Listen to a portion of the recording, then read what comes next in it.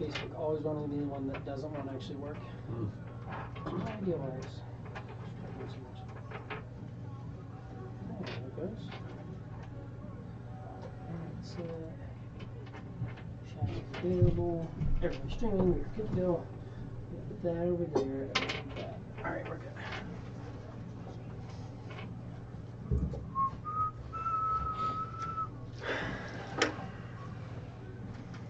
So yeah.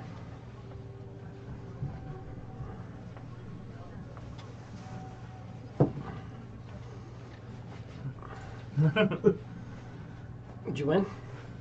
Yeah, well, I rolled another 18. That's the second one in a row on that dice. That sounds like a win to me. Of course, you haven't done anything yet, so Right.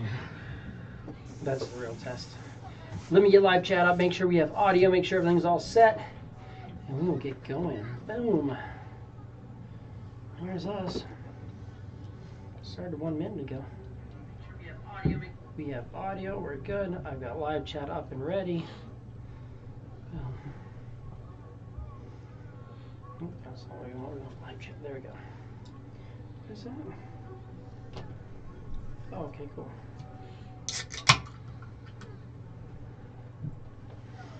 New stuff. Always fun when they have new stuff.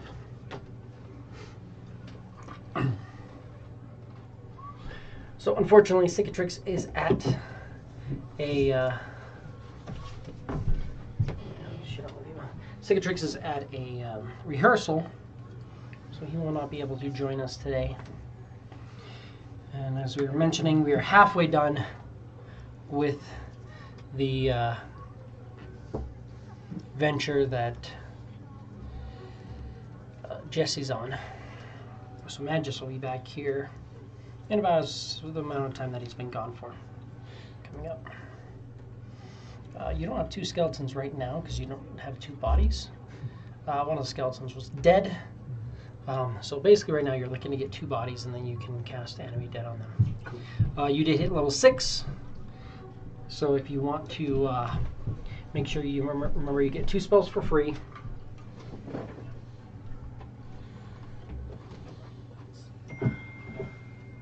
And then did you have any desire to get any other spells or anything like that while you're in this bigger town?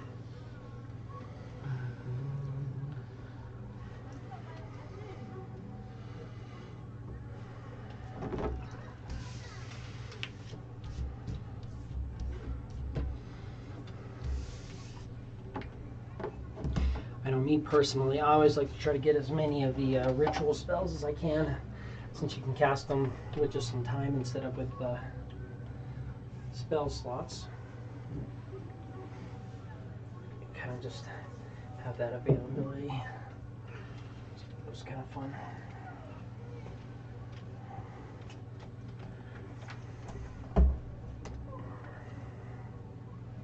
So yes, we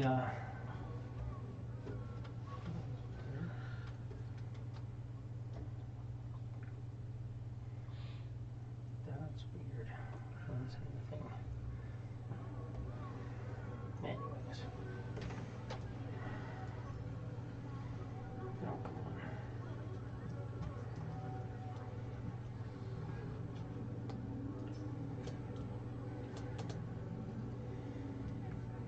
Oh, come on. Don't need that there. That can go there. So yeah, either way, you get 2 spells for free, and then you can pick up more spells depending on if there's anything you see in town. Is there anybody else who wants to try and get anything or do anything while in town? I think everything that I wanted was taken care of at the end of last session. Locke should be, I know he's working on a lot of different things, so he should be making me like a greater healing potion. Eventually, that's on the list. And he's I know he's working on things, but yeah, it's definitely something he wants to do, for sure. Just when he gets the chance. It is. This is right. I got 10 out of 10 and then 33 known or something like that? Well, no, you don't have a max known. Okay. So 10 out of 10 is prepared. Yeah, the prepared. So you can go to your add spells and did you just go and add 2 spells? Added 1, so I can add another. Yeah, so you can add 2 spells, and then so that's the thing with the wizards, like that 10 prepared out of number, you could literally have every single spell in the game. That's wizard.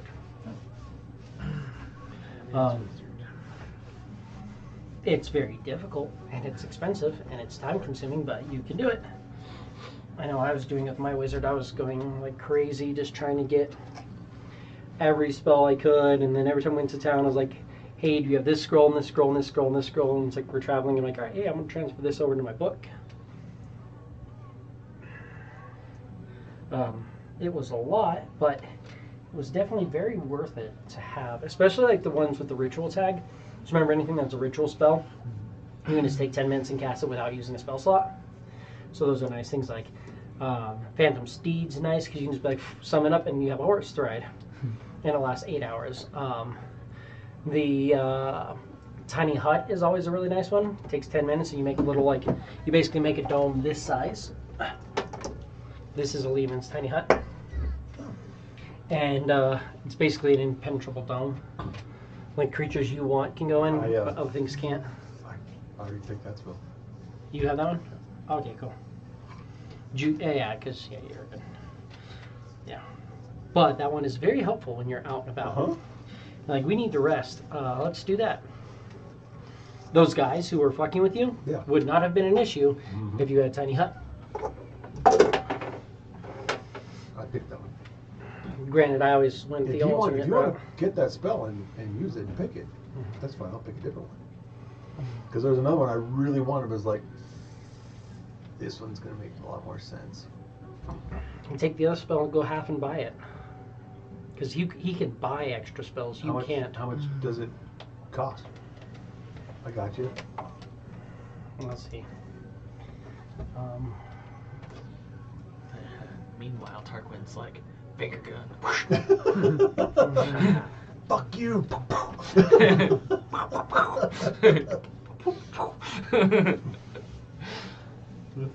Why is he actually doing damage to me? What? No. It costs 20. No, sorry. Where's the cost?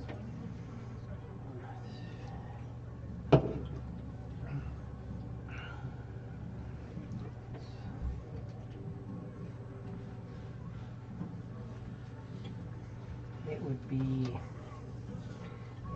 a uncommon consumable, so it costs 200 gold for a spell scroll of it, and then he can just copy it over for an extra 50 gold worth of materials. I got 86 under equipment. That's the gold that I have on my person, and then the 5,000 is the stuff that I have in my bastion. Okay. Right. That should be that should be right. Yeah. I'll throw 100 gold at you. You want to? Well, he only has 86 gold on him right now, so. I'll cover the rest, whatever that is. 114. I really don't even know what I would get, honestly. One thing, you could add the tiny hut, Lehman's tiny hut. I couldn't find that one. Nope. Is it what level spell? Should be a first level. No. Is it not? It's What level is I it? say it's third. Is a tiny hut really that high? Yes, third level for me. Maybe it's been a little while. I guess we were much higher level back then. Only ones under tier: Thunderstep, Tidal Wave, Tiny Servant, and Tongues for my third level spells.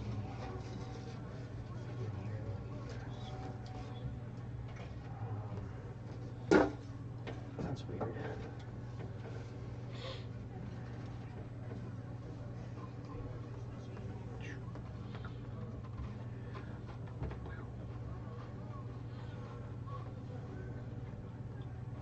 If you keep going, I think it's because you're looking at.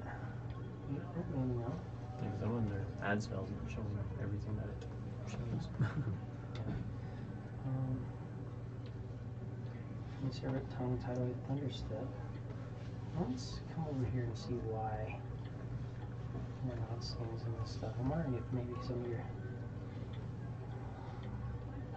really should be turned on. I'm getting the campaign, see that?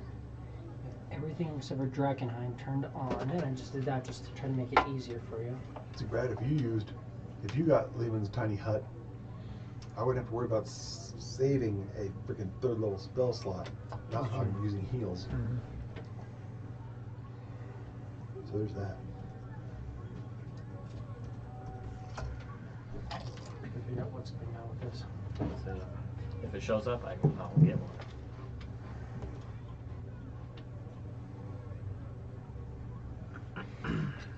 No idea why it's not showing under your thing, because it's definitely Lehman's Tiny Hut. Casting time 1 minute, Yep. Unless you cast it as a ritual. Duration 8 hours. Well, it's under L for Lehman's Tiny Hut. That's wise because Tiny Hut is now Legacy. Oh, okay. So it is just Lehman's. Lehman's Tiny Hut.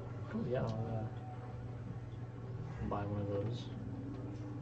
Cool. So if you mark off the 86, 114. and you mark off 114, then we'll put that, and that doesn't count against the 2 that you could add in. So. Oh, that's right, because they so 5th edition, a lot of people are trying to like homebrew and do their own things. So they try to make, that's why remember how there's 2 versions of everything? You'd have Lehman's Tiny Hut, and then you have Tiny Hut. In the revamp, when they did the new 2024 rules, they really focused on all the wizard names again, and they're trying to bring in the idea of them, primarily because I think they're going to try to sell a book for every one of those casters, which I'm fine with. If you want to give me content for every one of the major wizards, like, I am more than okay with that. Like, I liked the ones that we got, the Mordecai's Tome of Foes, Tasha's Cauldron of Everything. Like, every time they've done one of those wizards books, Xanathar's Guide to Everything, like, those were all good books. Right. So, How do I add it? Do I just learn? just learn it. Yep. And it takes a little bit of time. Money's cut into that. The time on it is just in like your spellcast thing where it says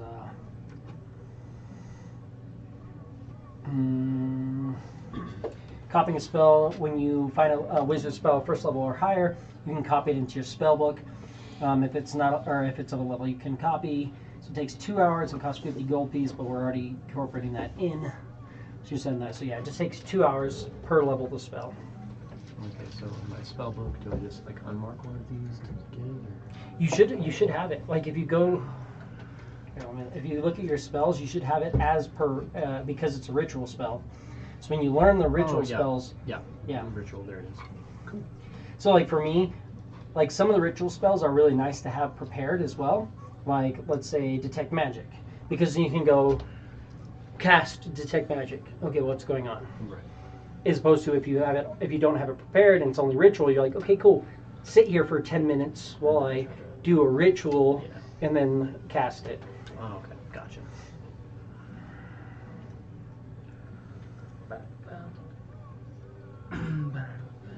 Sick. Got Lehman's Tiny Hut. Yeah.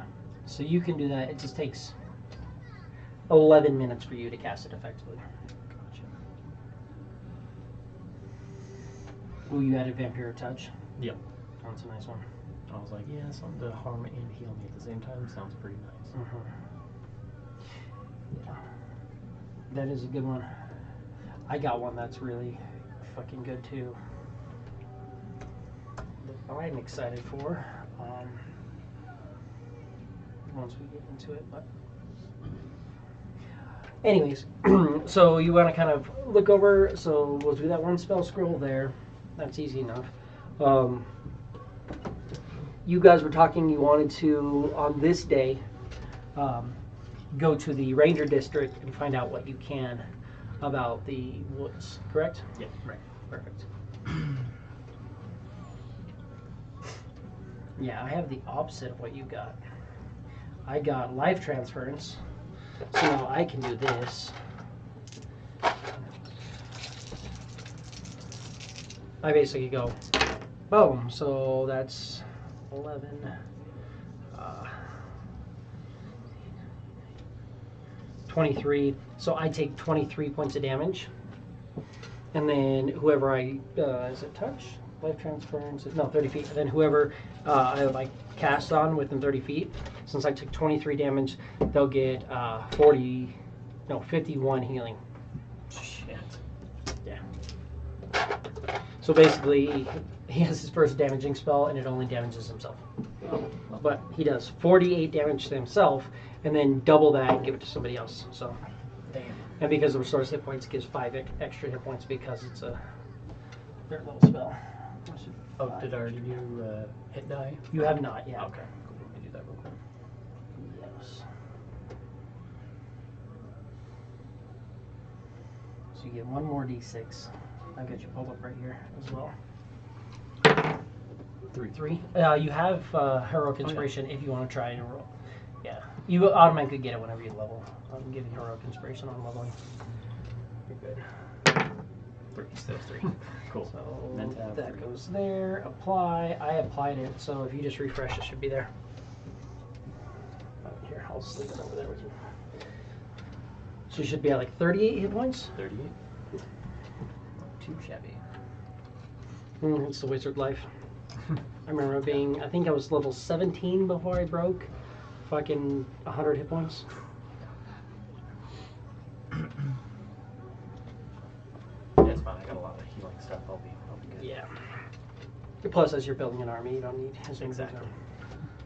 So we want to go to the Rangers District and check out things. Why are you not on? Had you up. Just close that live chat. Come on, bring the live chat up. There we go. So you guys head to the Rangers District. What exactly do you want to do there? Again, when you arrive at the Rangers District, you're seeing lots of stables and like pens.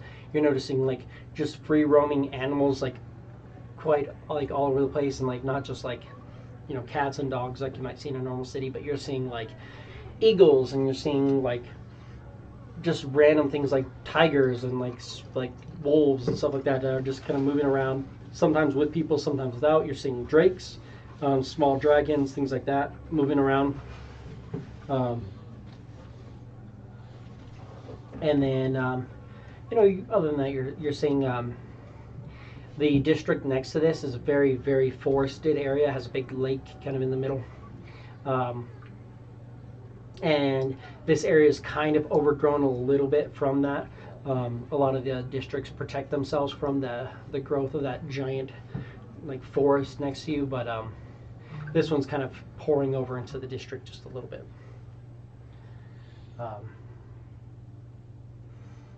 What do you want to do when you arrive here? Well, I'm going to have my skeleton wait outside of the district, just slightly outside the gate, so not piss off anyone. Well, remember, your skeleton is technically a familiar, so you can go, and he's gone. Oh, okay. And you could, and he's back. Okay. So he doesn't have to wait anything. You can blip him into a pocket dimension, basically. Gotcha. Well, then I'll just blip him real quick. Yeah, always a nice option with since he's technically a familiar. Gotcha. Other skeletons can't quite do that, but he can do that. Granted, let me see.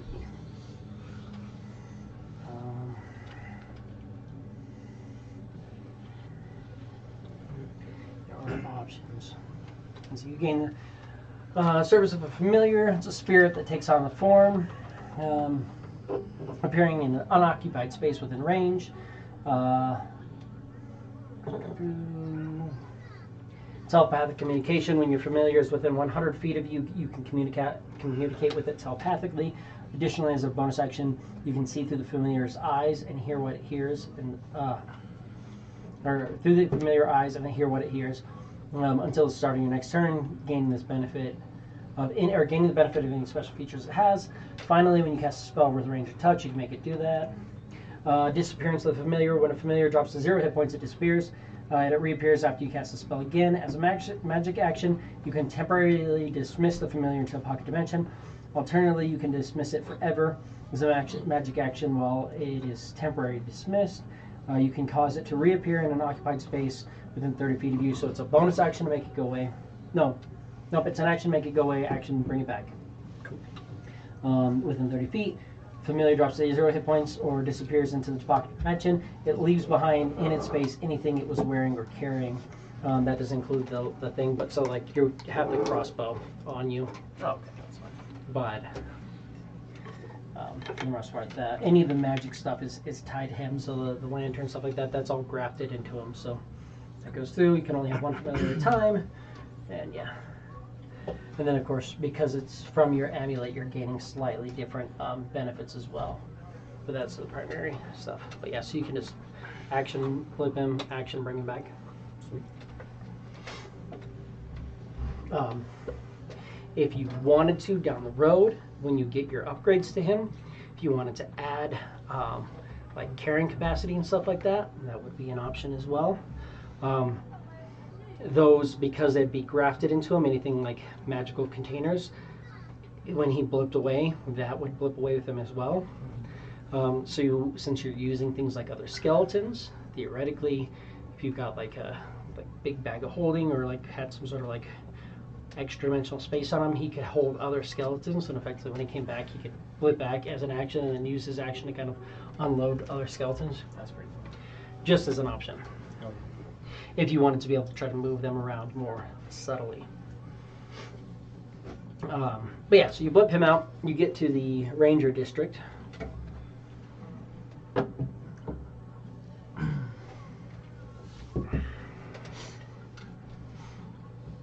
Anything in particular you are looking for? Wasn't there somewhere specific we were going before? there was like that. No, it wasn't like a fort. It was more like a tower or something. Like There was a castle. A castle kind of top, built yeah. into here. Yeah, I guess I was told that they would have more information on it, just to give us a heads up on what's in the forest, what we should look out for and expect. Yeah.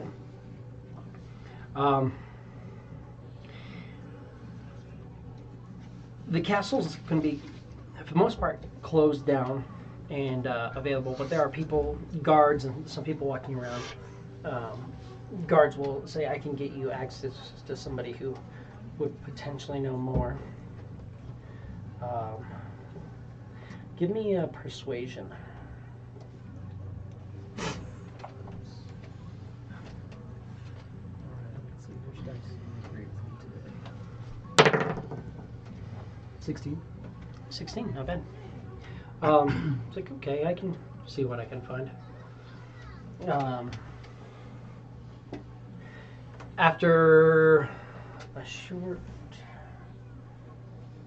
term, he would come. Where are you? My NPCs. An elven gentleman will show up here. I'm gonna go to the bottom because he's start from the bottom, work up, not the other way around because he's been around for a little while. Mate, where are you? There you are.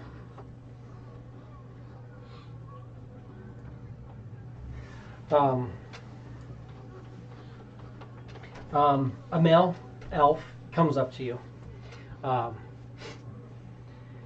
He's got like red dragon scale armor on. Really, really nice bow. Like 3 quivers kind of sticking up his side, but you can tell like each one only has like an arrow out of it, so you're guessing they're like probably quivers of the loner or like magical quivers of some sort. Either that or he's just not very prepared for more than 3 shots, which if he only needs to shoot 3 times, then maybe that's an issue. Bless you. Thank you, sorry.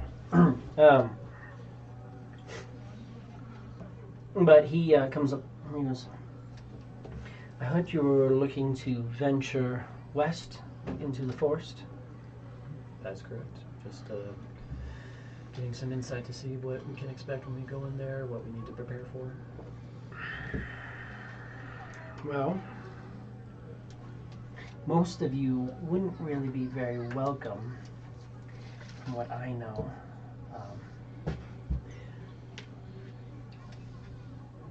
I would say, and he kind of looks around and goes, you may be able to get away with it, and you may be relatively neutral. They probably wouldn't mind you, but As far as the Leonin and the Plasmoid, probably less welcome in the area. I would be careful moving in there. Also, depending on what you do, I'd be careful as well. The woods are elven territory. I make it messy. The woods are elven territory, and they are pretty pretty territorial. They don't like a lot of people moving into their area. It takes about a week to a week and a half to get there. You're pretty good as long as you're within that first week's travel, but once you expand beyond that first week's travel, that's when things start to get more complicated. That's when you start reaching into their territory. You're kind of getting into this area here. This first part, they're not as big. Of course, here, the closer the road gets to the forest, the more territorial the closer to the road they push their territory. If you're coming up along the river, if you follow the water, you're going to be able to get there in 2 weeks travel on foot, or traveling at like a standard pace. Are you guys traveling horseback? Well, we have a cart and a horse and pretty much. Yeah, I mean, you're not going to, if you have a cart with you, you're not going to move much faster than you are going to move with, if you're just on horseback, you can move faster, but once you add that cart, it's going to take you about the same speed as just walking standard. But yeah, about 2 weeks travel, that's going to get you to the forest. It's just elven territory, so that's really the biggest thing you're doing. What exactly is it that you're looking to do in this forest? Well, we are looking for, well, at least I am, looking for I guess a specific key. I'm not sure if that's more information than I care to share. So I don't know necessarily about a key in particular. Is there some sort of meaning behind it? Is there something to this key? Is it an elven artifact? As far as I know, it's not elven, but I need it. It's being held by some hags, as far as we're aware. Hags in elven territory. That's interesting. Hags are fae. Oh, that's true. Plus also, there's a lot going on. I do know that there's word of hags that are causing some issues in this area here. So, I mean, if you follow the river, that would bring you right into their area. Not right along the river, but maybe about a day's travel south of the river. When it starts reaching the forest, you're going to start seeing the area. It's always difficult to find necessarily exactly where hags are. You'll probably notice that the forest seems particularly beautiful, that flowers bloom in excess, things like that. It's just very, very elegant looking. This is usually illusory magic that the hags use to hide their true vile nature. Something's going on. I'm not sure what, but there is definitely a growing presence from maybe a hag coven. Why the elves haven't moved in on it, I don't know. Something that I would assume the elves would just step in and completely get rid of. But for whatever reason, They're sneaky enough. do you think the hags are sneakier than the elves? I can't see any other reason why they'd still be there. I don't know either. But if they're there, there's got to be some sort of reason why the elves don't really like incursions into their forest, especially on this side of the mountain where they have a lot of their larger cities located. Do you think it's possible they've been charmed by the hags? Or at least somewhat in a alliance? It'd have to be a strong hag to be able to charm some of the elves. You know, pretty resistant to that, but who knows? I mean, if hag infiltrated the wrong group, or they have the right things in mind, or they've sparked the wrong bargain, then who knows what it is that they may have on their side. It's really all up in the air, but that's what I know. Just be careful. Hags are formidable. They have some decent spell casting, and then what they don't, what they lack in muscle, they make up with in trickery. So, Okay. be careful. I know that there's definitely more than one in the area. For how large it is, they probably have to have at least 3 to form a coven. Do they always stick together? Do they spread out amongst their area? It just kind of depends on what they're doing. They all have kind of their own motives. It's really hard to say. Okay. Do they, To be completely honest, I do my best to stay as far away from them as possible. understandable? I'm sure most sane adventurers would. I'm not saying I'm a sane adventurer. I'm a dragon hunter, so I Done skin our this fair share. myself. We've done our fair share of dragon hunting. Oh, really? Sick tricks like What if- holds up like this necklace that he made. Yeah. Or just like just a little bit. Oh, black dragon. 40, 50 years old. It's good. That's a good one. It's big. Not as big as the red that we took this off of, but Just humble bragging a little bit. that's impressive We though. weren't just kicking cans down the road. Let's put it that way. No, absolutely. I mean, a black dragon is nothing to scoff at. I've seen people disappear before them. It's kind of their nature. If we are to hunt and destroy these hags, is there any tips that you could give us on how to dispatch of them properly? If you can, quickly and from a distance. That'd be the True enough. rule with most encounters, I suspect. Don't trust anything. You never know what they could be trying to accomplish.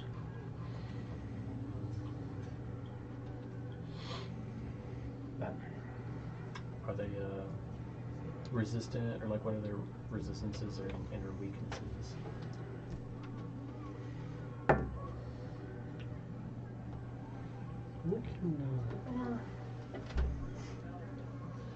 give me a minute. He kind of walks. He's, as you wait there, there's a tiny little like sitting area. He'll move off and he goes and talks to somebody and then comes back.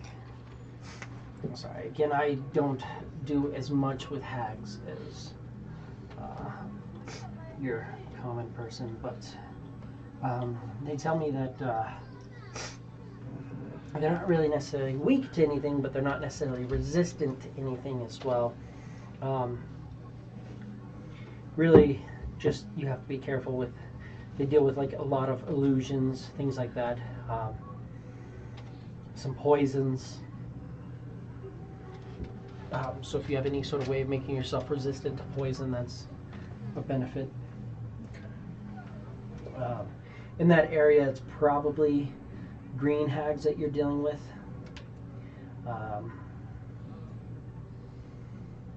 Just be careful.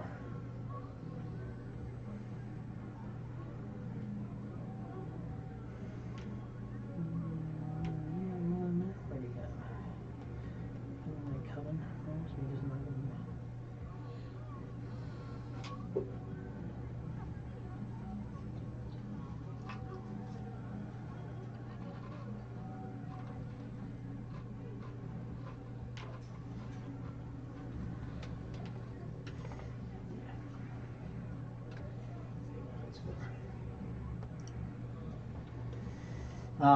Depending on how they're working in a coven, they can get more powerful spells.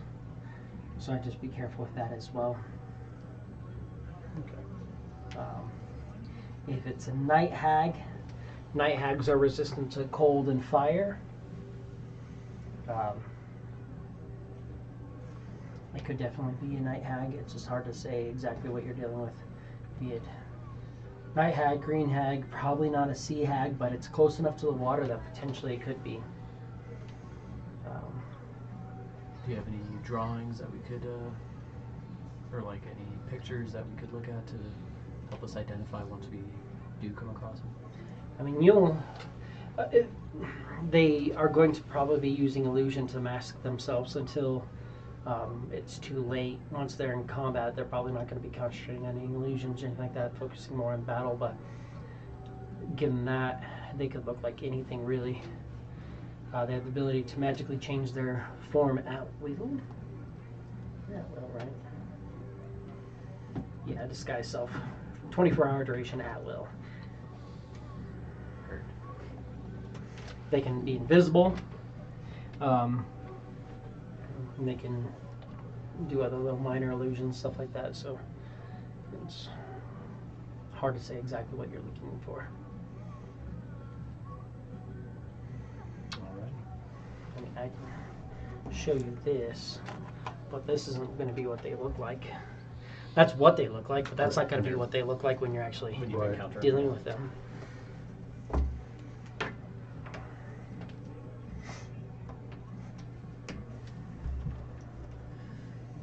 well, I think that's all the questions I have. Is there anything else any of you want to know? Nothing of importance. What sort of attacks do they like to do? Psychic? A spell, poison. Very poison heavy, from what I've seen. They have effects? Anything that just sticks? Some psychic, some poison. They attack with their claws. Just kind of depends on exactly what it is that you're dealing with.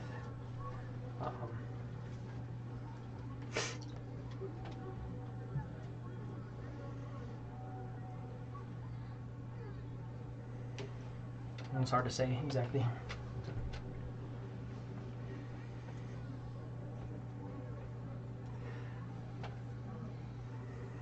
I mean, again, nobody who I know directly is an expert in dealing with hags.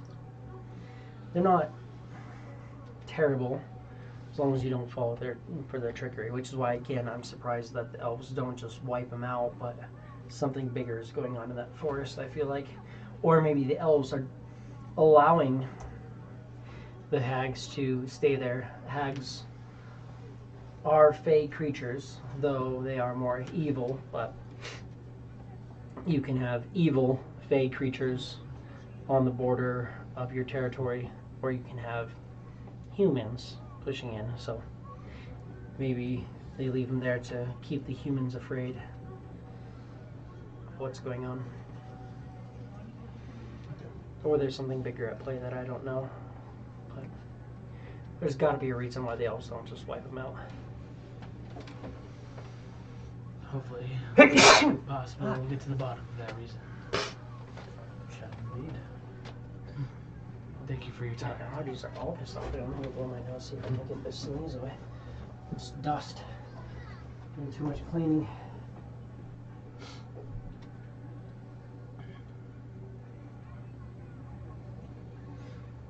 Well, I think we're just about ready to head out.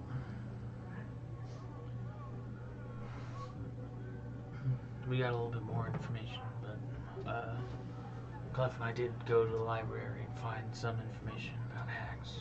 Oh, okay. Except for one about like top of the line, tip top hag. We started reading it and the book was just like, nope. So Yeah, you guys read up on some of the hag stuff, and then as soon as it started, you read about green hags, you read about sea hags, you read about night hags, and then you started reading about arch hags. And as soon as you started reading about it, like Were you reading? You were reading. Literally, the words like fell off the page. You watch the words just fall off the page and disappear. It's like We read something about them being immortal, and then that was about it. Lovely. And we decided we were probably not dealing with an Archag, but Something's going down there. Could be that.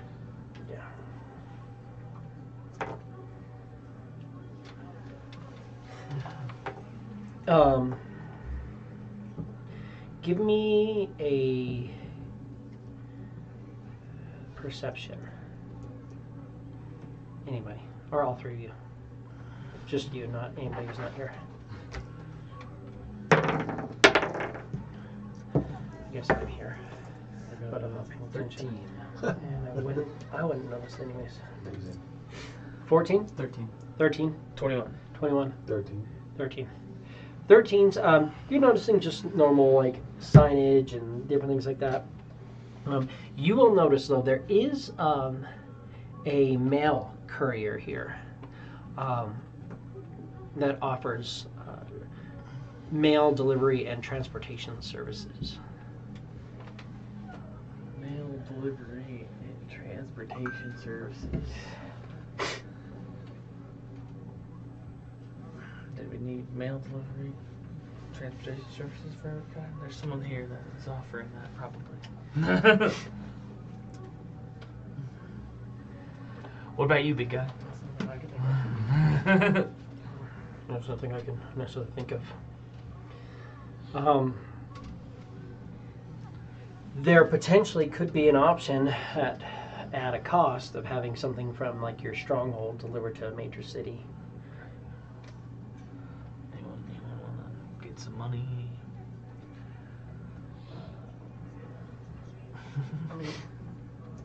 Yeah, I could, request, I guess, to pick up like 1,000 gold from my bastion. I mean, you could, if you want to go in, he's like, yeah, we could absolutely do that. Delivery of something like that, and he'll set out a chest in front of you. He goes, I can get a chest this big, it'll easily hold 1,000 gold. It's 700, or sorry, not 700. It's 75 gold for a delivery of anything that can fit inside this chest. Okay, yeah, so you can just deduct it from, whatever you bring me aside. The three of you guys also have your bastion together, meaning that at one payment, you could each pull gold from your bastions if you wanted, or any specific supplies or anything like that that you want from your bastion. I got nothing there currently. You should have money there. You've been Well, selling. yeah. I'm just saying that I got nothing there that I need. Yeah. Currently. Just as an option, since you're in a bigger city, if you wanted to, because then you can also split the cost and go like 25, 25, 25, and then pull gold or supplies or whatever it is you're looking for. But if you don't want gold, then you don't have to tie into that. I don't know if that's something Alex wants to do with his.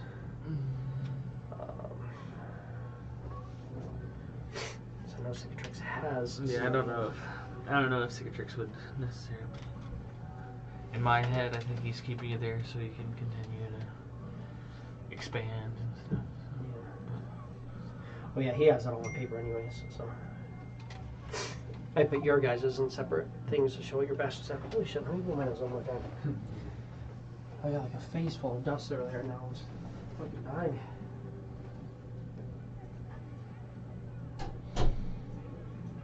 I'll be able to do that. I'm definitely down to start heading out of this town, especially because there's still someone here that might want to try to kill us. Yeah, probably a safe bet. Might as well go toward our death and not sit here expecting to die. Right. Might as well at least feel like we've accomplished something before we died. Right.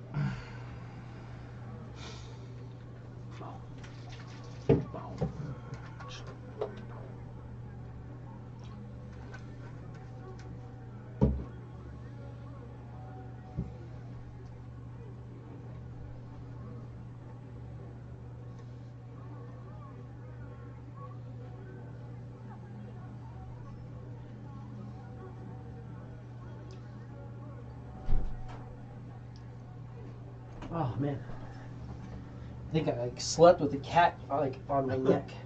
My allergies usually don't get this bad unless I'm like holding a pet. But you know, that's actually probably half of what it is, because over the past day and today I fucking cleaned 9-10 blankets that we had just stuffed in a hamper in there, Right. that were all pet blankets. Who knows what's in them? Yeah.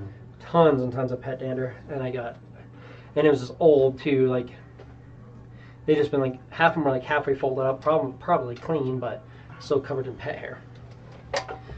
Why are you shutting off? He was closing the chat. Anyways, yeah, Cicatrix. When he gets back, if he wanted to, he can have paid, but his is going to a separate place. So. Is it something you guys want to do? Pull some money from your bank, or I mean, if you don't have to, but just you're in the town, you're getting ready to head out. You guys have money available for sure in your homestead. I know I am.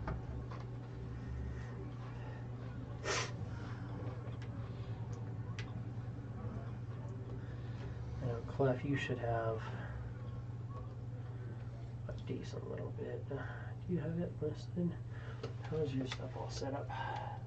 Oh, yours is all listed off paper. Because you have 3,300 gold at your place that I know of. I've listed for you, I think. Do we know how many days until it'd be another like Bastion, like we'd be rolling and stuff, like Bastion event thing? This is the third day, so it'd be like 2 more days, but you wouldn't necessarily know that. Right. Because I've been just selling off all the antitoxins. I would have requested to get some of those, but I don't know how long it would take for them to be able to have them ready to send our way. Yeah. Necessarily. Well, you're selling them slightly above cost, so I mean, we would almost make more money just to grab gold and buy them here at cost, Right. and sell them over cost to people who are avoiding big cities and such. That's what I do. Let's see, how much gold do I have? I got 1450. Yeah, it was what, 75, right? You said to get gold sent. How much? 75. But if all 3 of you guys wanted to get money sent back, it'd be 25 each. You can split the cost and have money brought in. As much as you want. You have 3,300. Yours should be on your sheet, Brad, right? 5K.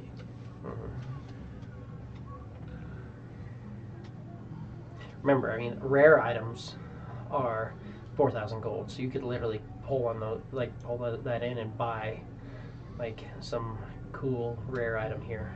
And I need to figure out what I need or what I want first. But 1,000 gold for now until the next event, I guess. And then I'll grab. Even just if you wanted to keep it easy, you could always just like upgrade your arcane grimoire.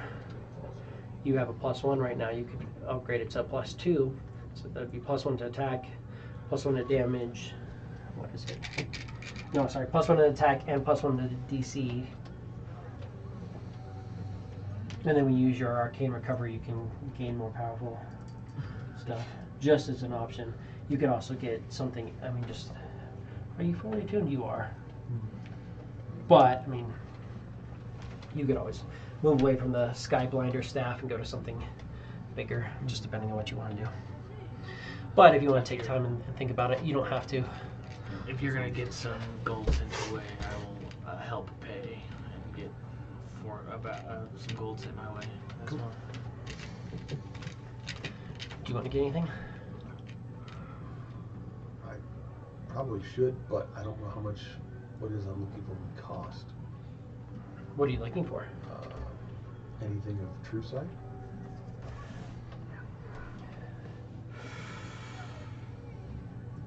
Yeah, I mean, you're looking expensive. I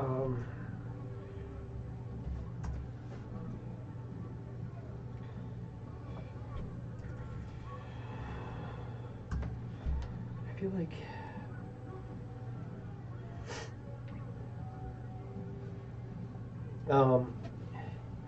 your cheapest option for that would be probably a gem of seeing.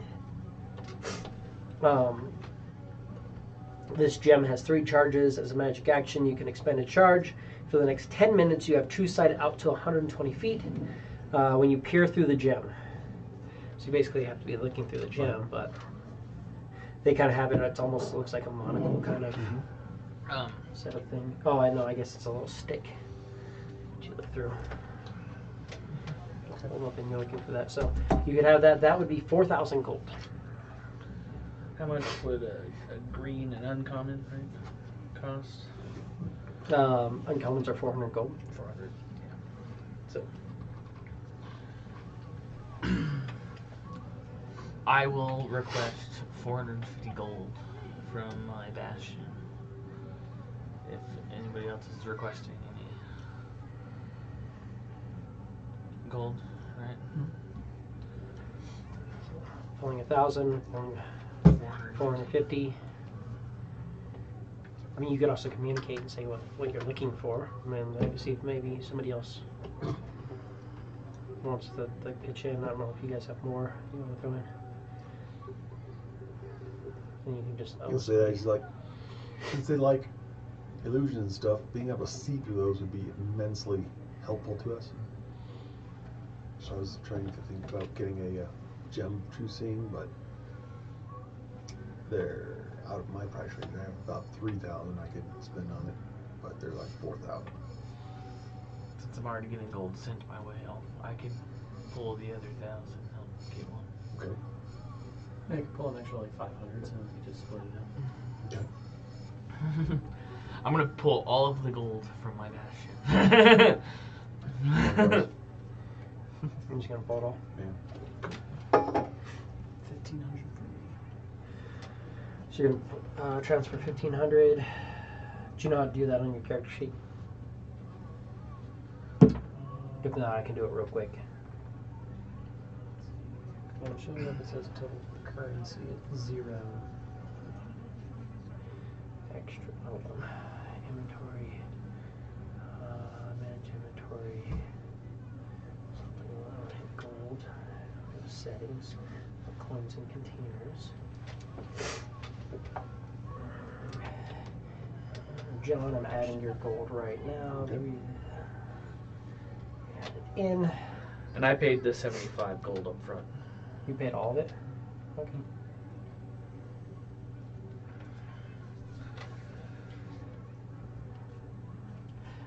So if you look at it, Brad, you'll have the multiple containers, because I have it set to where you can put gold in separate containers. So your personal gold will say 0, but if you scroll down, you'll see your bastion says, oh yeah. Yep. And you cut it to 350, or yeah. Yep, and then I took the 75 out for the cost. He already paid the 75, Oh, so you can okay. add the back in. Okay. Cool. Thank you, sir. Yeah. So, cool. So that's all set. Watch. I want to pull anything right now? No, because I just did that. So I don't have enough to pull anything. And I'll hand you 1,000 gold. Club's going to go look for that item. Absolutely. Easy enough to find. And I will follow him, because I'm also going to get some goggles of night. Both of those are available in this district. Those are common enough magic items that you don't have to go to like the magic district. Common and rare items you're going to be able to find depending on the things, but hunters are going to be using goggles of the night and gems of true seeing. So, absolutely. I was like, I always feel like I'm a little bit at a disadvantage not being able to see in darkness. So. That way we don't have to bring out torches or anything. Right. Watch just like touches the tip of your stick again and it just lights up. I was like, I don't mind. But yeah, but that way they don't see us coming. We're just carrying around a bright light. I don't get it. What? Fair. And I don't have to attune them. That's fair. Yeah. Oh no, dude, I did the same thing. Granted, I walked out with my lantern out anyways, because lantern revealing. I'm like, fuck everything, fuck all of you. I don't remember the last time I had a character who lantern or revealing wasn't one of the first 5 magic items I got. I want to buy a potion of poison resistance. Yeah, absolutely. And they're 400 each? Or no, wait, because They're 200 each. Yeah. Because they're consumable. So I'll buy 2 of them. Also, technically, depending on, because you guys have 2 weeks to travel, Lodge is set out for 11 days of crafting. So, technically he has 9 days of crafting, so he could make potions of poison resist if you guys just got the materials. That would cost you 100 gold each to have them made. That's the way to do it.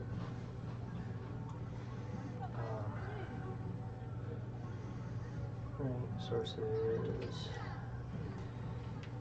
So you can just buy them, or while he's traveling, because he has what needs to make a potion, yeah. And making an uncommon potion would, an uncommon is going to take him 10 days to make. But he's going to, that's 10 8-hours, so it'll actually take 5 days to make one. He has 9 days open, so he could make an extra potion, so just a thought.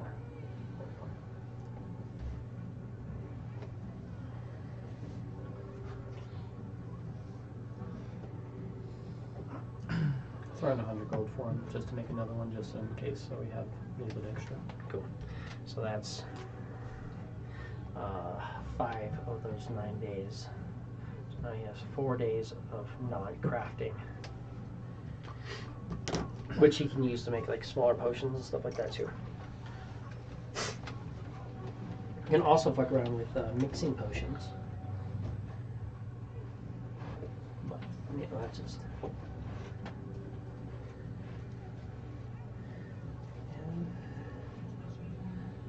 They had a chart for potions at some place. I don't remember what it was. They had a potion mixing potions. A character might drink one potion while still under the effect of another, or pour several potions into a single container. The strange ingredients used in creating potions can result in unpredictable interactions.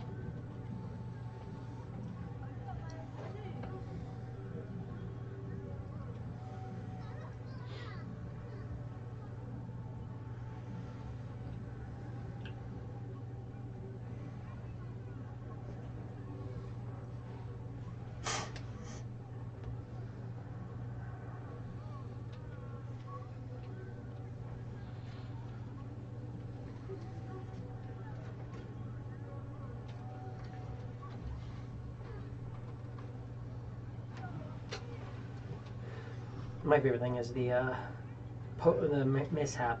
If you roll 100% when you mix 2 potions, if you use the chart, depending on which potions they are, different things can happen. Like if you roll really, really low, if you roll an 0-1, so there's a 1% chance, but if you roll 0-1, it explodes. You pour the potions together and it just explodes. And I'm like, But if you roll a 100, only one potion works, but its effects are permanent. Damn. For example, if you drink a potion of healing, their maximum hit points might increase by 2d4 plus 4. Potion invisible might make their wearer permanently invisible, but a dispel magic would end these effects. But you just gain a permanent buff. Permanent invisibility, that would kind of suck.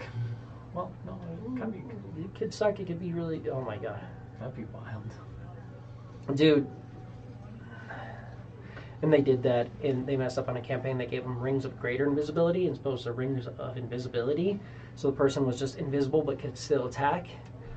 And they had a warlock, and they also had a bard with a levitate spell for free. And I'm just like, man, if you just cast levitate on somebody and they're invisible and they can levitate up and then be like attacks at advantage, and then lift up, so you have no idea how high they are. And then they shoot, and then they move, and then they shoot, and they move. Like you never know exactly where they are. You're just trying to figure it out. Can't ever hit them, and they're just raining death on you. I did that a little bit with Melee because I had Levitate and Darkness. So I'd cast a bubble of darkness, and then I would float around inside the darkness, just like using different things to like move around like on walls and stuff like that, or like float up and just be like I could see through magical darkness. So I would just be blasting rays of or Eldritch blasts out of it, just wrecking everybody. I don't know if you remember that. yeah, He had a lot of fun with that. yes. That's why I had to go completely different with Linked. I was like, okay, I've already done the like hide in darkness and do this. Let's just go somebody who's with a guy who's just like blinding perpetual light all the time. But yeah, I would probably, if I did like if it was just a potion of invisibility, you'd probably be invisible. And then if you attacked or anything like that, it would break. That makes sense. And then within like a minute after attacking or casting a spell, you'd go invisible again. So it'd be like a soft, and then of course dispel magic would get rid of it, but Definitely be more balanced. different things like that. But there's things that could happen if you pour potions together. That's just 2% of what can happen. And I know there's certain mix abilities for certain potions I have as well. So Sweet, I think I'm ready. cool. Anybody else want to get anything? You got your gem Yeah. marked off 3,000. I haven't got the money yet anymore. You should, if you refresh it, you should have your money in there. And just cut 3,000 of that off. And then you marked off 1,000 you gave him. You owe him Plus 1,000 the- gold. Or if he doesn't come back to the force, you don't owe him 500 shit. each. Oh, 500 each. Split it. However, yeah. So did you mark off the 500 you gave him? I'm doing it right now. So yeah. If Oh, they did I don't only come give you back, 500? you don't owe me. You gave him 500. He gave him 500. He's I there marked, for I that marked as well. off 1,000. So. Oh yeah, got it. Okay. And if that's the case, I'm gonna buy a lantern of revealing. Because you brought that up, and I was like, that is actually probably just smart to have. I mean, you guys are going something that I mean, it sucks for me, but you guys are going against something that you know has the ability to turn invisible at will. So now add. Gem of Seeing. Already have that in there or not? No, I didn't add it in yet. You want me to add it in? You're a hell of faster than I am.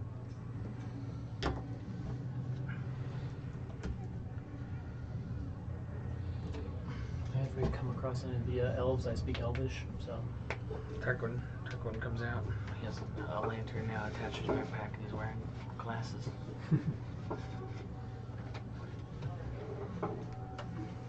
You're going to have to take a little bit of downtime to attune to it, but if you refresh, you now have... As we're traveling. Anything else you guys want to do while in town?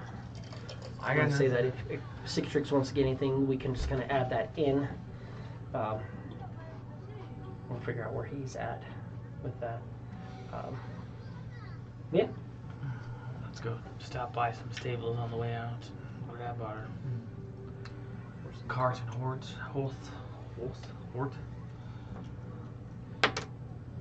You guys can straight get it here in this district and leave from this side, because this is, Oh, it's like right at sea.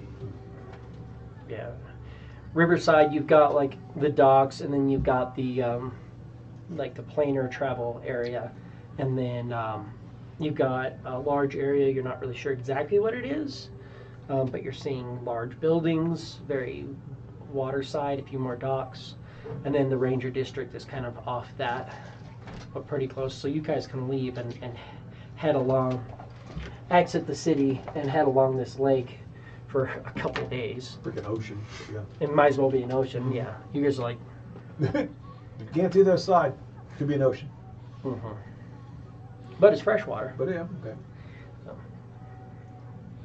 But yeah, as far as you guys care, you're like, yeah, this is like a freshwater ocean. Mm-hmm. Cool. So. All right. Technically, Let's do it.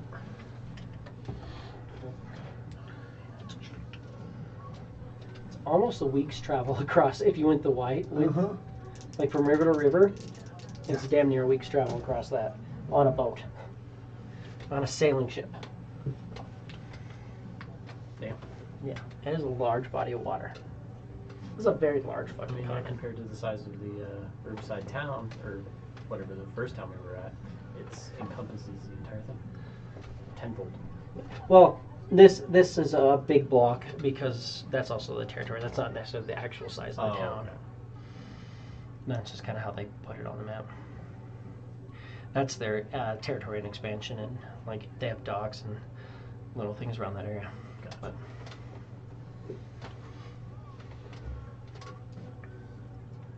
originally, I was going to try to put the names inside of each one, and then the letters I got were smaller than I ordered them in the mail. They're smaller, and they didn't really work very well. So that's like those are like the little like peel and stick letters. You know when you get the little things. Gotcha. I was going to do this whole thing and start labeling everything as people explored and named places, but no one ever explored and named anything. It's okay. Yet. Like, that is the Felnock tree. That's the Felnock rock. Felnock River. No. This is where I marked my territory yesterday. So we're going to start traveling out. Yes. Wonderful. So who wants to start off our travels with a D20 roll? Well, I will. Because, you know, they suck. Yes. One. Oh. I was like, that's not it. You went the opposite way. I wanted to go the other way, but it's fine.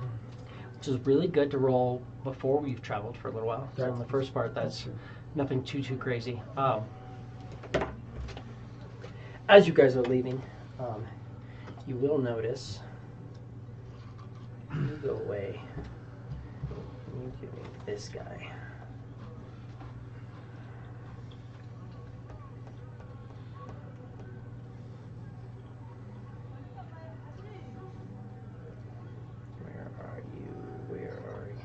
Where are you? Oh, I'm so sorry.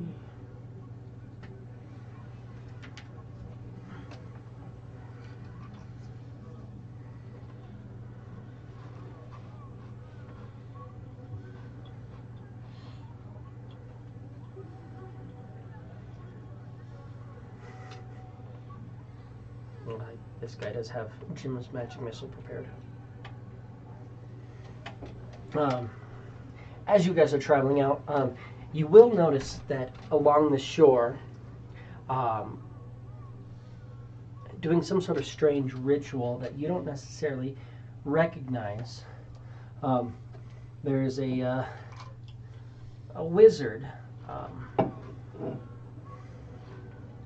human, maybe a little past middle-aged male, just casting weird spells. And you're watching, he seems like he's doing rituals, and you're seeing like glyphs that are kind of going up and like forming, and as he's like reading out of books and casting something, you see these like glyphs start to form in the air, and then they just kind of shoot off, like disappear off. Can I do an Arcana check to see what he's doing? Yes. Arcana with disadvantage. Disadvantage.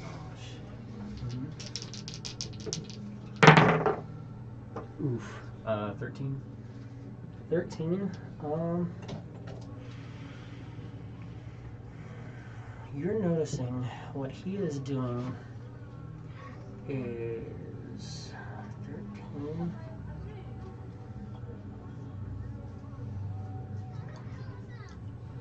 You're thinking that what he's doing is onomancy. Chrono? Ono. Oh no. Onomancy. Which is true name magic.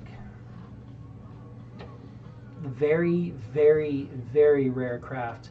You're not sure exactly what he's doing beyond that, but he's definitely doing some sort of kind of strange thing where he's reciting off things like, it's like everything has a true name, like your magical origin like name, if you will. It can be like your birth name or something like that, or it can be like the true name of like certain beings and stuff like that. When you tying a true name into a spell, it's like, oh, like the idea of like, oh, I cast fireball, or it's like, Aaron, you throw a fireball at them. It's like, or you can be like, I'm summoning a fireball at the heart of Velnok, and when it goes on, it'll be like harder to resist. It may hit you harder. It may affect you in a different way. Certain demons and like certain spells, like you can summon a demon. So it's like a spell. But if you know their name, you can summon that demon specifically. So there's a lot of different things you can do with true name magic. I'd like to find out the true name of the dragon. Isn't that the thing that would bring it here? They don't want to say his name because that could potentially, saying his name, the name of that dragon, could gather more attention to it.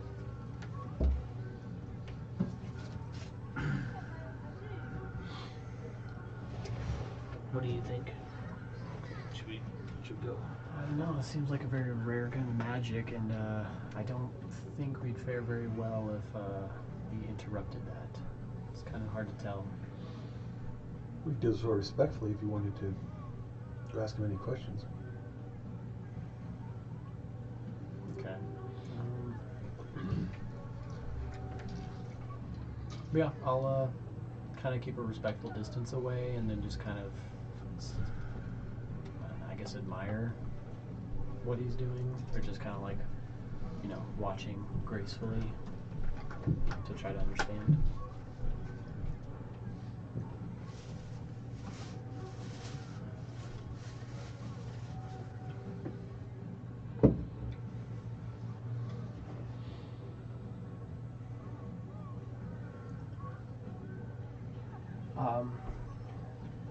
Give me an Arcana. 15.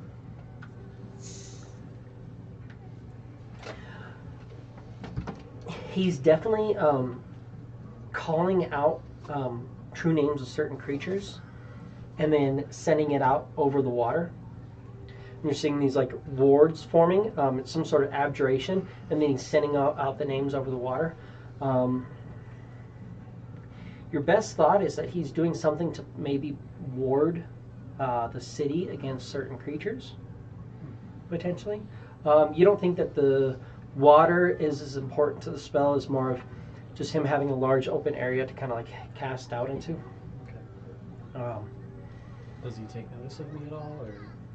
He seems to kind of like at one point he's doing this thing. At one point he just kind of glances over at you, and then kind of goes back to what he's doing. And probably has a little bit of an idea of you being there.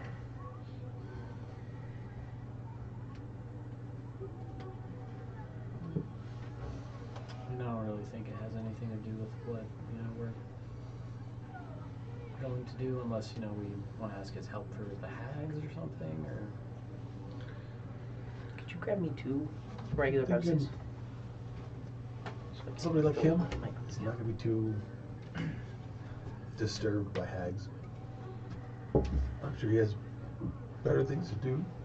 Yeah, it kind of looks like he's warding this, city from something out there. So he's probably a little, he's From too busy something for in us. or from across the water, you're saying? So it's probably doesn't really Yeah. mind that we're It's here, but he's just kind of like doing his own thing. probably of what we're doing is of no consequence to him. So I say we just keep on and keep it on. I agree. Sounds good.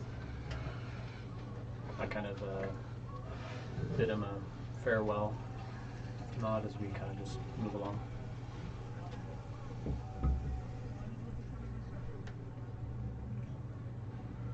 Give me a wisdom saving throw. Who? What the fuck? Everyone? Nope. Don't. Just Brad. Better than normal. 16.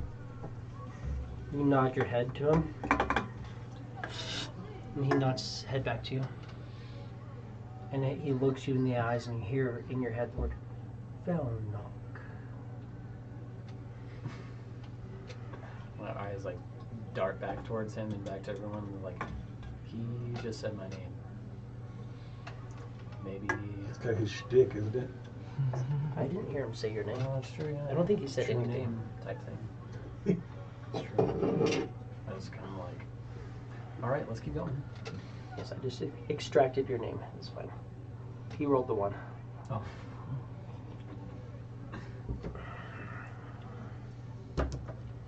Press on. So someday, if this dude reaches out to you, you know who he is. I'll definitely know. I will not forget that voice. It's in my head. Yes.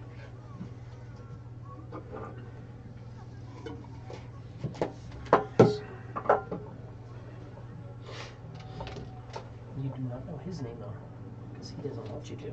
He knows better. I'm fair. thinking that's the last thing you'll ever know. You can get an alias, but also it just depends, because if you get good enough, you get things like extract name. You have to make a saving throw, or I just learn your true name. True name magic. That's interesting.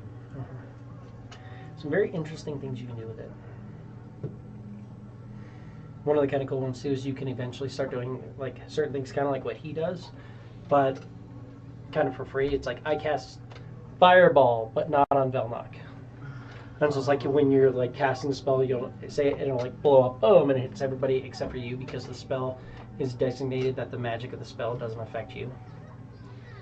And like kind of other cool things.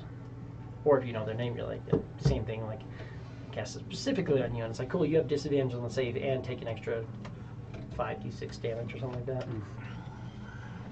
Damn. Fireball. On Velnok. It's like, Specifically, oh. you take everything. Yeah. It's like your own little personal fireball. Oh, God. It still hurts the people around it, but Oh, yeah. Yeah, but yeah, More true name focused. can do some really fun stuff. oof. But other than that, you guys are traveling along. That's my bad. It's fine. Anytime Dave says, hey, give me a roll, dice roll, just tell me no. No, fuck no. Or just use You're different not. die. You will not be rolling. Oh, all right.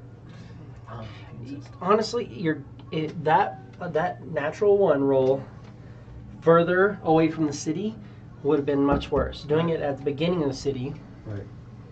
is a lot better, because things that are living in the city or right at the outskirts of the city that would be a potentially hostile encounter are much less than Yeah, it's like right off the city. It's like Yeah. not gonna be a whole goblin horde. Yeah. Yeah, you guys are literally still like you're seeing him doing this, and you can turn and still see freaking sentries and cannons and stuff like that along the walls. So Like, we're fine. you're fine. Yeah. But yeah, Get that one out of the way. That's all right. There's plenty of ones without me. Apparently. I got 17. Not that it matters. 17 ones? 17 ones. I have 17 ones. Well, 15 now. That's true. 16.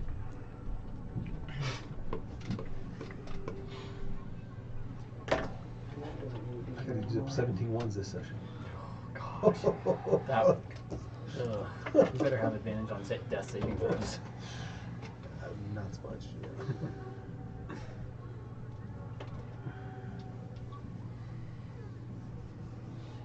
So we've got some travel time, so that is handled, and we're going to erase this number here.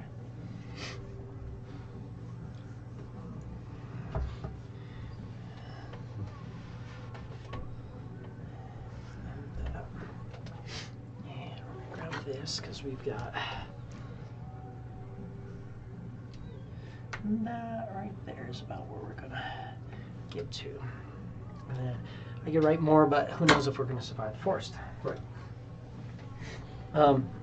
Brad, if you want to roll for day 2. The D20? Yeah. 5. 5. Better than 1. Yeah, it is. Gosh, this was my good day. I'll use a white one from now on.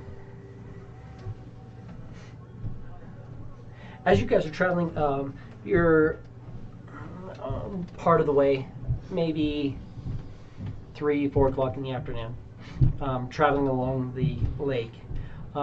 You'll notice that there's a small little hut set up along the lake. Someone fishing, just like next to this tiny little actual hut, not a spell hut, but tiny little thing set up as you guys are traveling along. And to see somebody kind of sitting off in front of this hut fishing. It's maybe 2 minutes off of kind of the trail-ish that you guys are walking. There's definitely like kind of a walked damn near road going along the river at this point. Like, we're still on the lake, aren't we? Mm-hmm. We have... Days of lake. Yeah. You said river. Oh, sorry. Okay. Normally everything we do is along the river. Right. All the movement here Yeah. and here is going to be along the river. Except for... You guys are right in this little tight little area.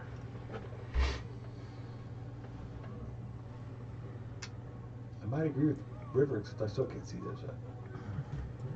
You can't always see the other side of the That river, is to true, be too, completely yeah. honest. It is miles wide. That's true. Just the dude in the fishing hut. Yeah. That's an opinion of mine. I went through and I looked at the stats for the widest parts of the largest rivers known on Earth, the deepest parts of the rivers, and I made this about, I think it was like 5-fold in width and depth. Because I was like, okay, if that exists on Earth, Yeah. what would exist in this fantasy crazy ass realm? So. Yeah, that's fair.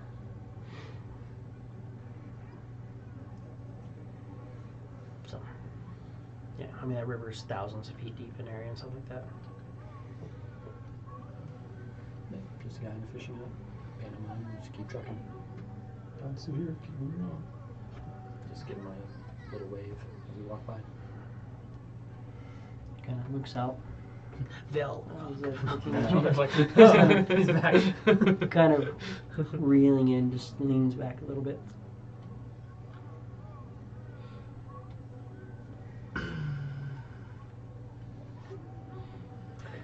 We continue on. You want to roll me for your 3rd day of travel? 18. 17. Oh, I'm getting pretty good at that. Yeah, 17? 17. 17's not that bad at all. Nothing crazy there. But also this, with your time down in the city, is going to be a real quick bastion turn. Let's knock out that. Quick what? Bastion turn. It's been 5 days. So we're seeing if there any events happened. Oh. More refugees at the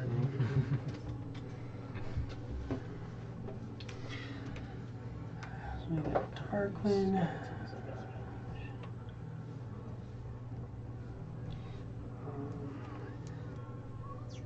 You would be back to 25 skeletons. 25, cool. Yeah, you'd have your full. Right, full. 25 is full. Alright, let's roll some I high believe. percentages again to get some more money. Barracks is expanded.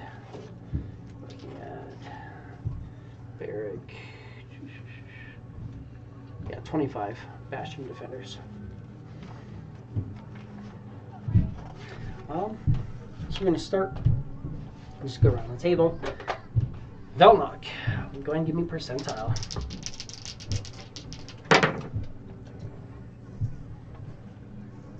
So that's 10. Yeah. All is well. They make an orb, sell off an orb. was that again like 15? I think it was. It's not a whole lot. Give me a second. Oh, we're right here. Oh, it's more than 15. think. Let's double check.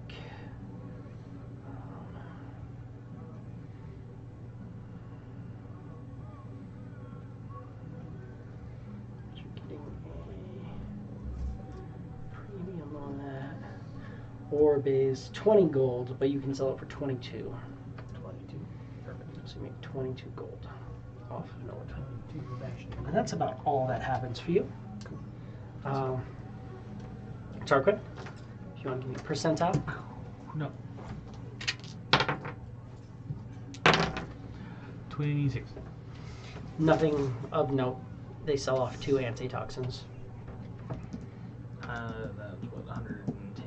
110. You want to give me a percentile? 86. Nice. You said 86? 86. Okay. 86 to get fucked. 86 is. I need you to roll me 2d4. 2 D4. 7 total. 7 total. And then roll me 1d6. 1d6. 5. Nice. 5. So refugees show up looking for aid in your new tavern. Which kind of makes sense because you have it set up. So they're going to post up in the tavern and pay 500 gold for the use of the tavern. Okay. In addition to that, you're going to have your normal storehouse rock, which means storehouse is producing. You got that producing that. So then after cost, yeah, they're pulling 5 there. So that's an extra 1,000 that you have, and I'll mark it over here in your storehouse for the week. And then I have just that going on. Just watch, there you are. You do that. I do this. I've got shit, where is he at right now? My brain doesn't like to math sometimes. Where is my garden?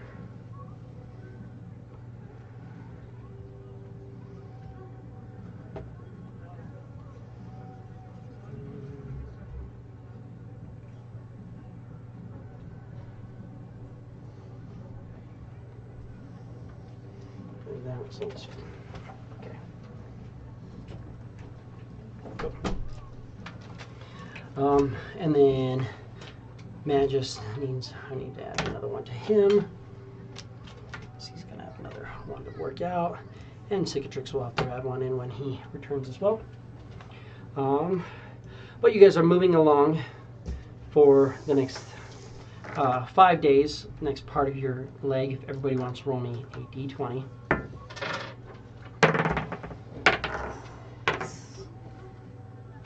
I got 2. 2 and a 3. 19. 19.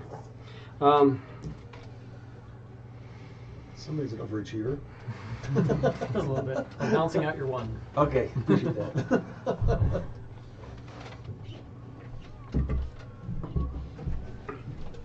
After you travel for a little while, you kind of get to the point where the lake kind of ends off and the river becomes more of a substantial river. The main way you can tell this is as opposed to the water kind of slapping up against the shore, it's moving down. And that's one of the main ways you can differentiate, because really when you look, you can't quite see as much of a difference than that.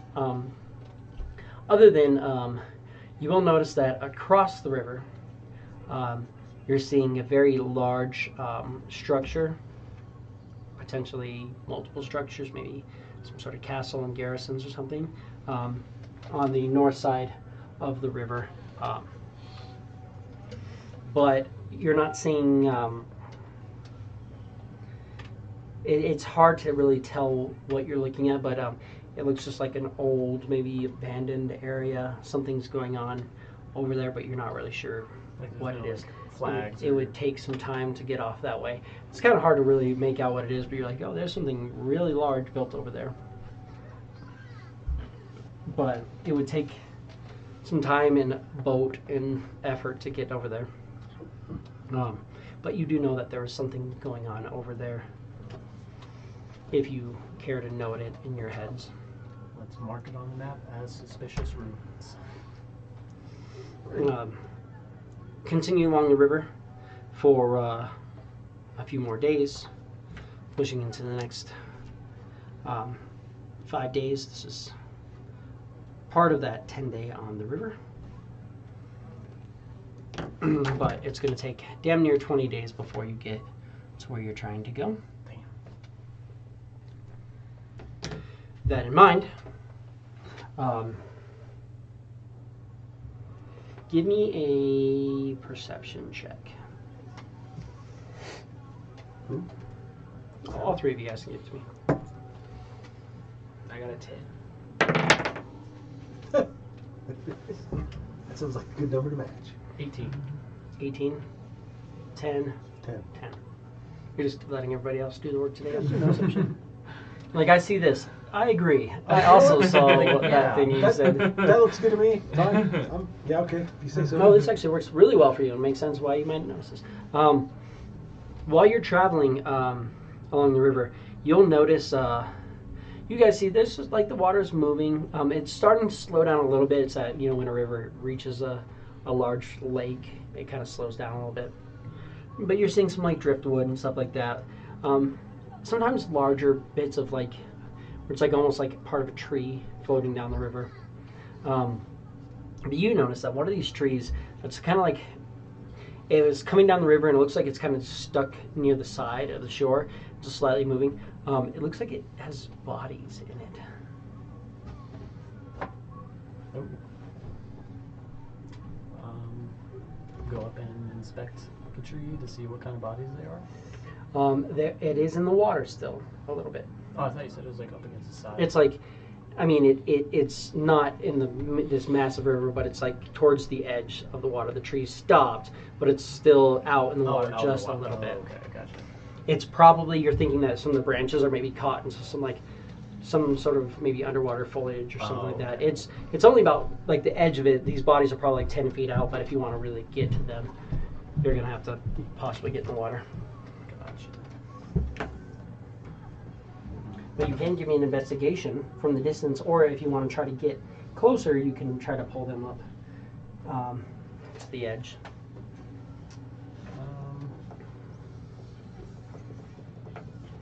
I'll investigate first, just to see. Yeah. 18.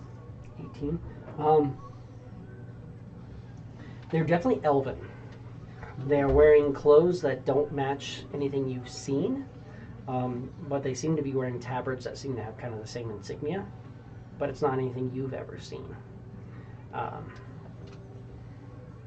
There are 6 bodies that are tree. tied into this tree. Is it like a hollowed out log, or? It's like a full tree, like it's got branches and stuff like that. So they're kind of just like strewn the out tree, inside of it. yeah, and they're just kind of like stuck in the branches. Like, Are they like impaled in them, or is it just like the bodies are like wrapped around the branches? you're noticing that it looks like potentially some of them may have been trying to like climb onto this tree, like to get out of the water. Something is going on, but you're noticing within 18, they also like some of them have like deep gashes across their body. They all look like they're like, looking at the body, you can definitely tell like they're bloated. They're pretty gross. Like they've had some time in the water. Yeah. This is a pretty decent sized tree, not like huge, but you're like, yeah, this is probably something from like the forest area that you guys are traveling towards. So I mean, they could have been in the water for a couple days. Coming downstream, it comes a little faster than walking upstream, but plus they don't have to rest. They can just float all night. It's the benefit of being dead in a tree. Just if you guys want to travel that way, just die, get in a tree, and float. Someday, but not today. Not today. Just saying, it's a faster way of traveling if you are coming back this way. It's true. Sounds good. But there's definitely We'll think yeah. about it after we fight the hags. We'll see. If we all end up dying. It might be an option.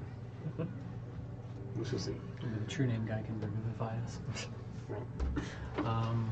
Yeah, I'll let everyone know what I'm seeing over there. About As he points out, you guys 6 can bodies, see it.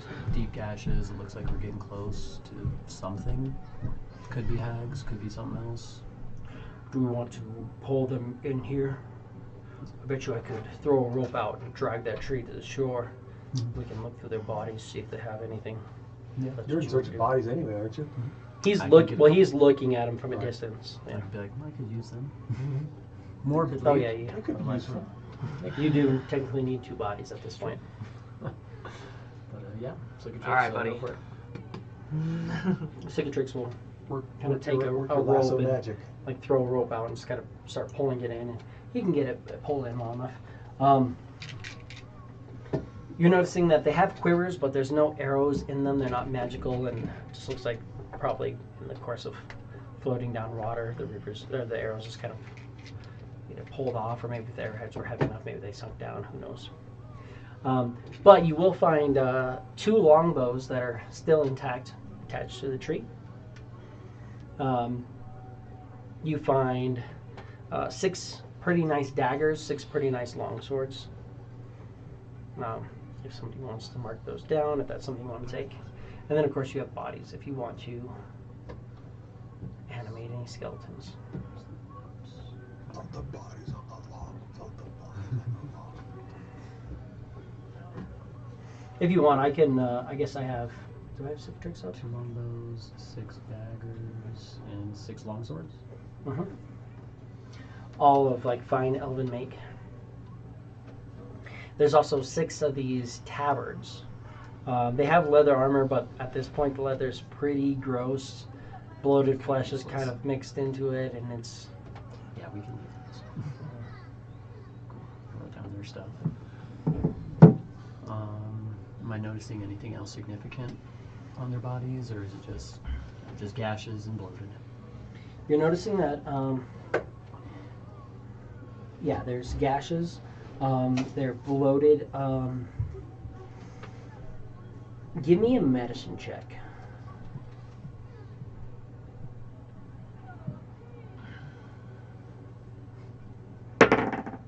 8.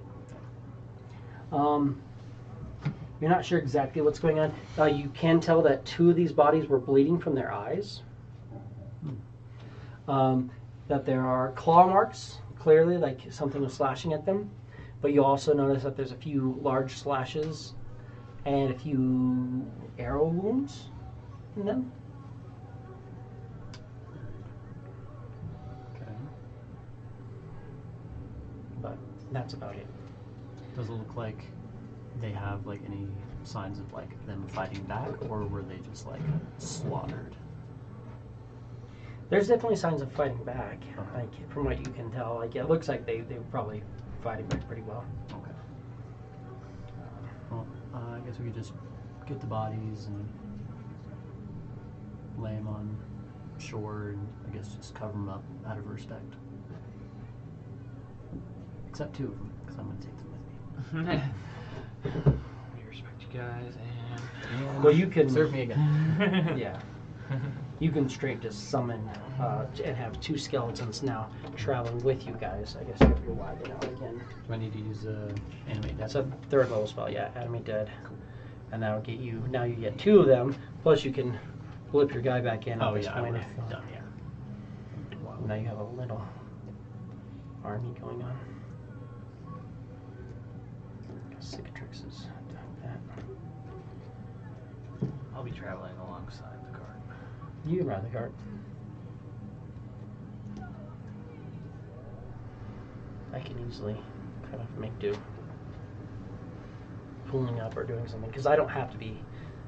I'm amorphous. I can also just kind of pull and just chill in a bucket or something like that. Just hang out.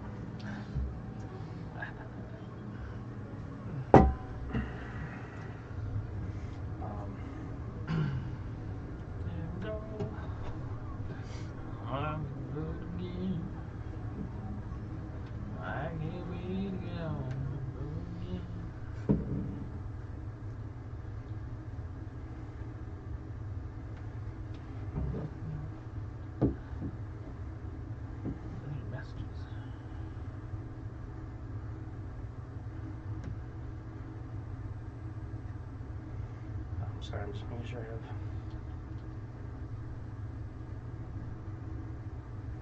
That's not the one that we want. Great.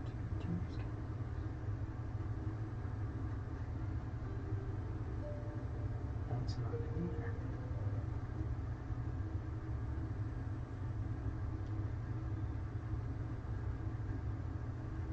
It's not in my ambience.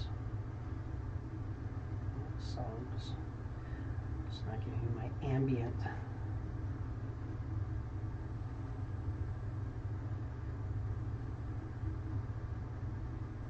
It's close enough.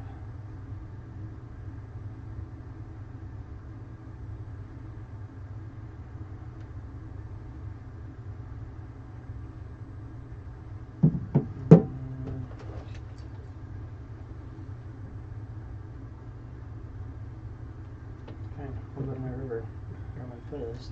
I know I have. Give me. Where's my water ambience? There's my forest. Oh, it's been a while since we listened to it. Water, there we go. We want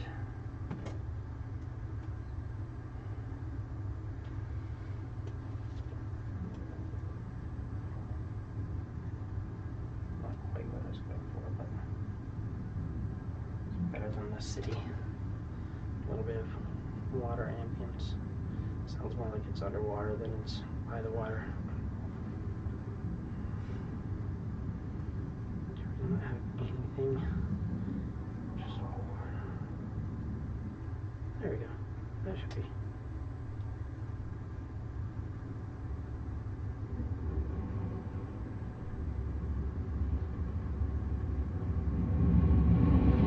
Well, it just got really loud. Okay. There we go. And it's water on the shore. That's part of what I was going for. It's more of a shore than a river, but apparently all my ambient river sounds are trying to play songs right now. I thought I had them saved. I thought I had a straight river saved, but anyways, we're good. So we continue along, and turn that off. That brings us to our next bastion turn. If you want to roll percentile.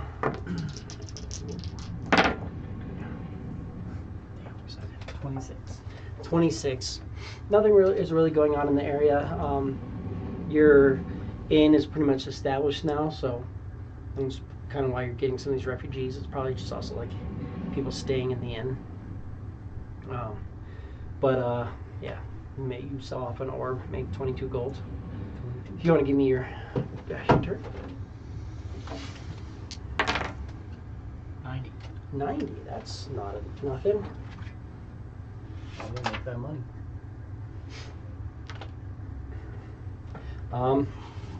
That is going to be, give me 2d4. 2d4. 3 total.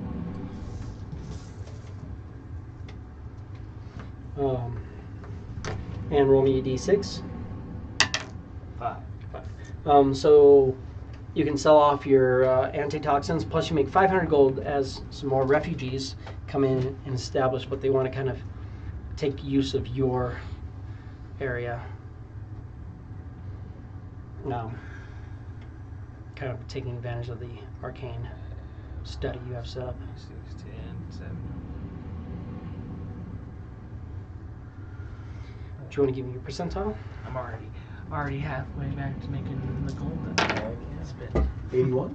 81, that's not nothing. Nice. Oh, this is a good one. Money!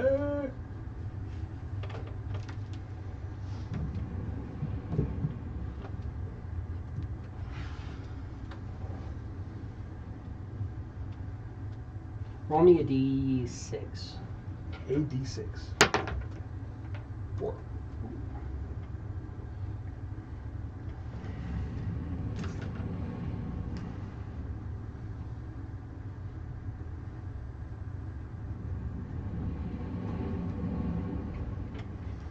That'll be fun when you get back. Other than that, they make some money. I'll put the money down on what they profited.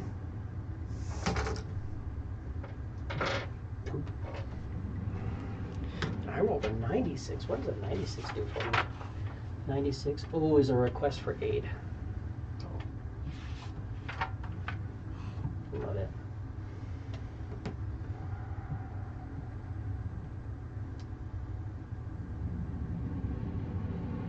I can't require, or I can't accept a request for aid, which is why I've actually blocked off my bastion. I don't have any defenders at the point. I have hirelings, but they don't count, so I cannot send anybody for aid. So I could have made a bunch of money, but I can't because of not having people. You can borrow mine. We don't even know where Lodge's bastion is. So. Lodge has a bastion. I don't know what you're talking about. Exactly. Inventory, and then I'm gonna go manage inventory, and I'm gonna come in here and find a barrel. No, we're not gonna do a barrel. We're gonna see.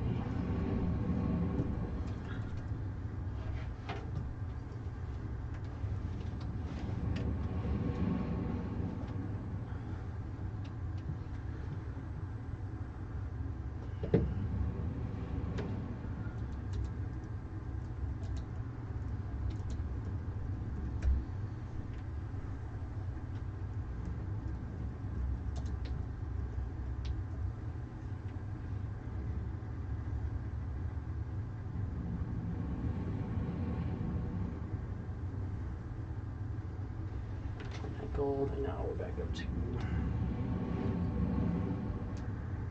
So I added the in between to your inventory, so that'll be the money that you have there to track what we have there. But yeah,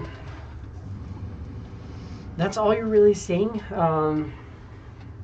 Again, at the end of the night, you can reassert control over your guys, and then that gives you 24 hours, meaning that until basically the next time you take a long rest, they'll be under your control and you're good. Yeah. So kind of do that if need be. Is there anything you guys want to be doing while we're traveling? Any creating, gathering, anything major? Tuning. Yeah, that took about an hour the first day. Yeah. Do the skeletons that I raised, do they still have like the elven tabards and stuff on? If you want to, you can put those on. No, I'm gonna have them taken off just in case we run into the elves. I don't want them to, to be like, you raised our dead. What is your? And then yeah, so you have strip them elvish down, dead. just bones. Yeah, strip them down. They're just bones. They are clearly elven skeletons. Of course, Still. that's unavoidable, but but regardless, we're getting some shit. it's like, well, let's point them into them not being directly them. It could be other things. As we continue on, for you guys are pushing into the second week of travel, go ahead and give me a D20.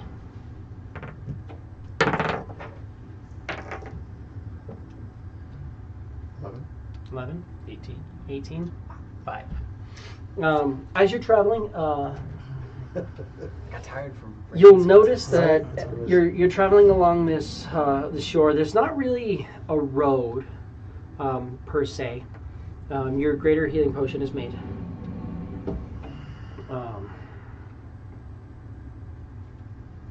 At the end of this week, you'll have your potion of poison resistance as well. I guess he could prioritize it. You can just add it in. You're fine. And then I'll add his stuff that he made after that. He'll prioritize making your guys' potions over his. As you guys travel, again, yeah, you notice that, like, I mean, it's easy enough to travel alongside the shore, but you are traveling through, like, kind of heavy grass. There's not a lot of... There's a bit of shoreline that you guys can travel at some points, but some points it's a bit kind of more of a like a drop off shore where it's like grass and weeds, and then it's literally like a 2 or 3 foot fall into the water, and you're guessing that water's probably at least like 20, 30 deep right off the bat. Like you just look and it's just like, you know, when the water just kind of erodes the shore and it's just like a very substantial shoreline. So travel's not super easy, but you travel for a couple of days, and then as you're traveling, you'll notice that there is a small hut set up. Just a little guy sitting outside of the hut fishing. Something you guys saw before? Give me a perception. Damn. Perception, like a freaking 24. It is the same exact hut and the same exact guy sitting there fishing. Just, Seen this motherfucker before. Nah, that can't be the same guy. It's the same dude.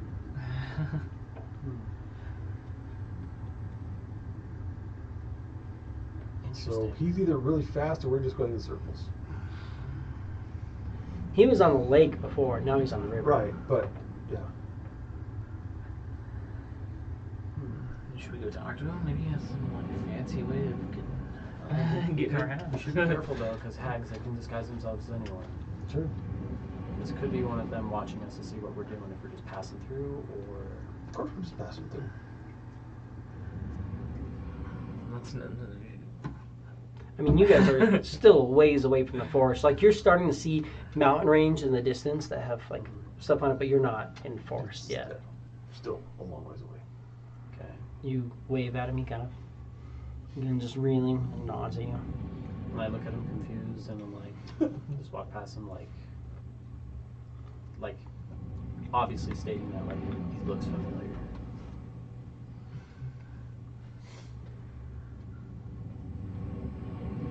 Should we go up and talk to him? It's up to you guys. We've seen him twice, means the DM wants us to. Oh, wait a You minute. must roll the same number. Someone wants Some- us to. For some reason, we're being compelled. I'm gonna preemptively cast Mage Armor. That's not a bad idea. I just dodged that shit.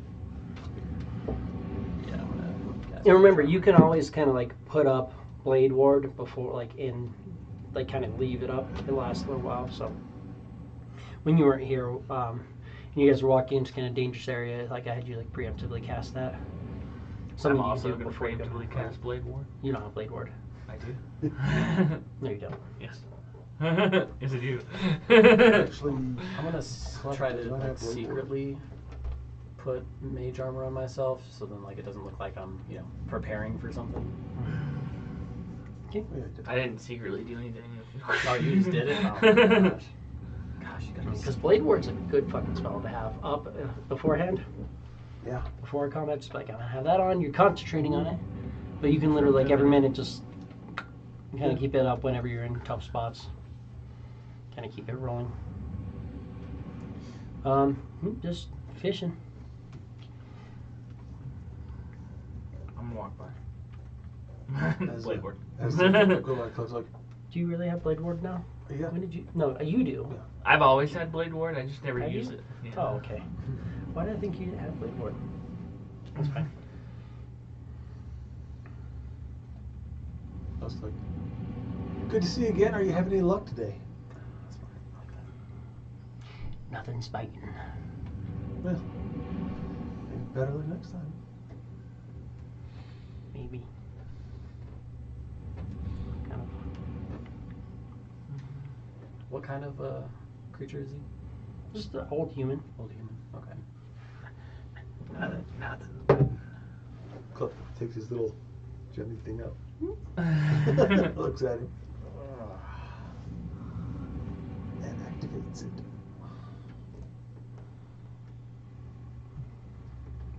I need a wisdom saving throw from you. Great. Here we go. Here you are. Could be worse. 15? No.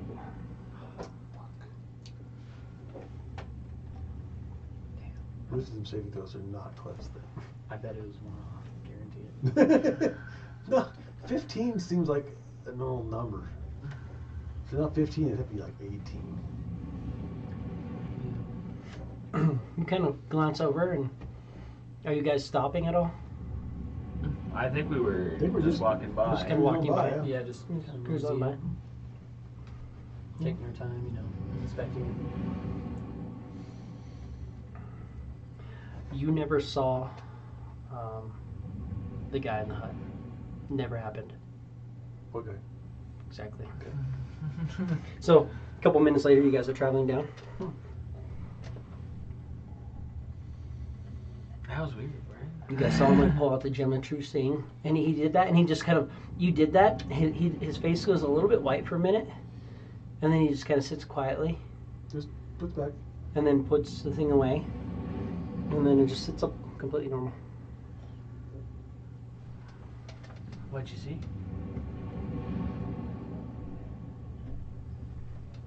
A lot of river. But didn't you just say that we saw that guy before? So the river. Yeah, we've seen the river.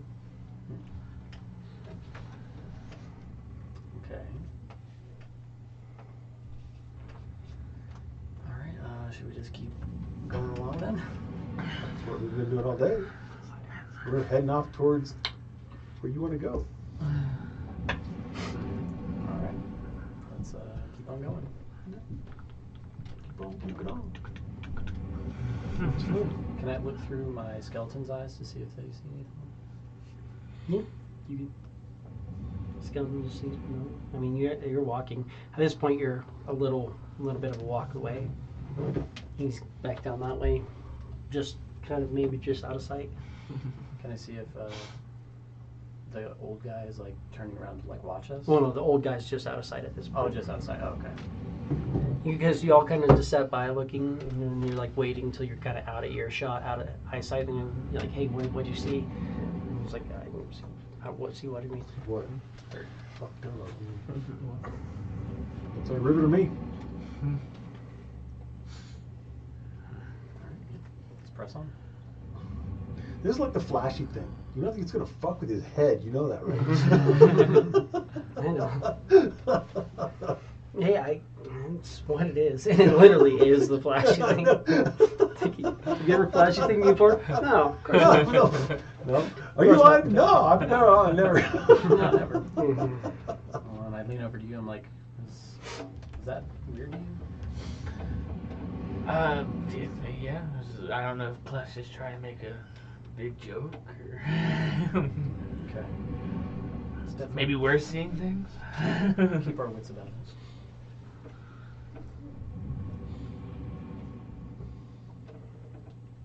Very possible.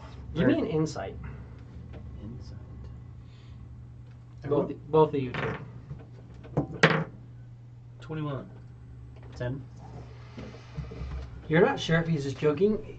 You have a feeling like he's like, no, I don't see anything, just water. Like, It seems like he's telling the truth. Okay. That's like, That's just weird to me. I don't think he remembers seeing the old man. Weird. Should I Do you roll to see remember? if Do you remember I seeing an remembered old seeing man? you see him. Did you? Yeah, Okay. you guys Okay, so remember. we- Everything was fine.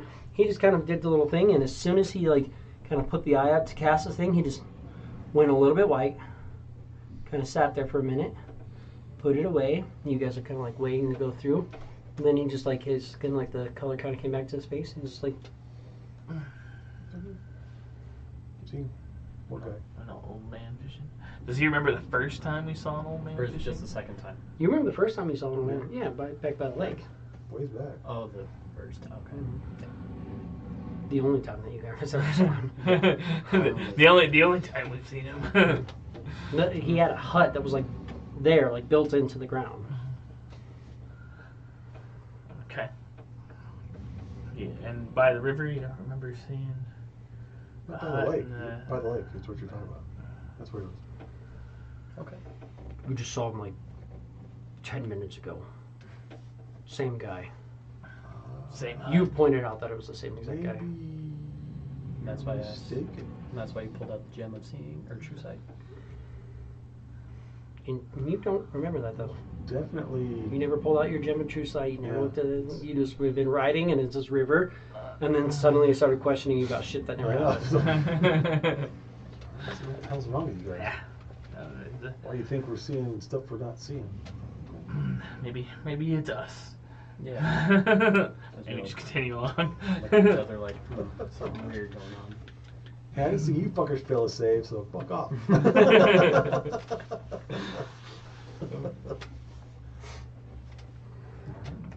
keep on going, I guess. Yeah. Continue on down the road. No, I want one of us to roll the same number again. Right?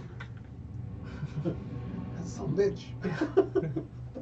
It's like, now this time I am asking him, yes. Some form of travel that. Why are we walking? We saw that guy way back there on the freaking lake. Why is he way up here?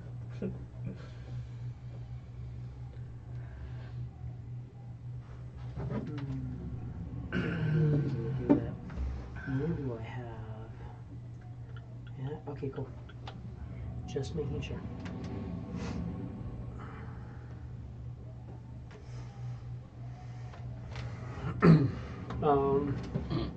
Yeah, you guys are traveling along. Do you? One second. I'm gonna turn that down just a little bit.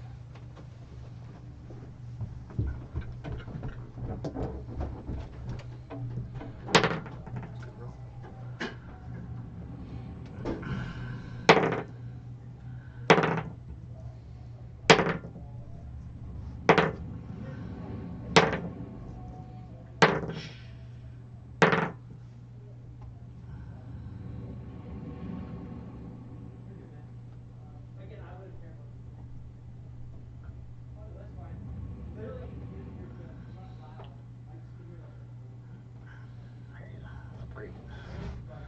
Tarquin Mini. Oh, yo. Oh, that's super sick.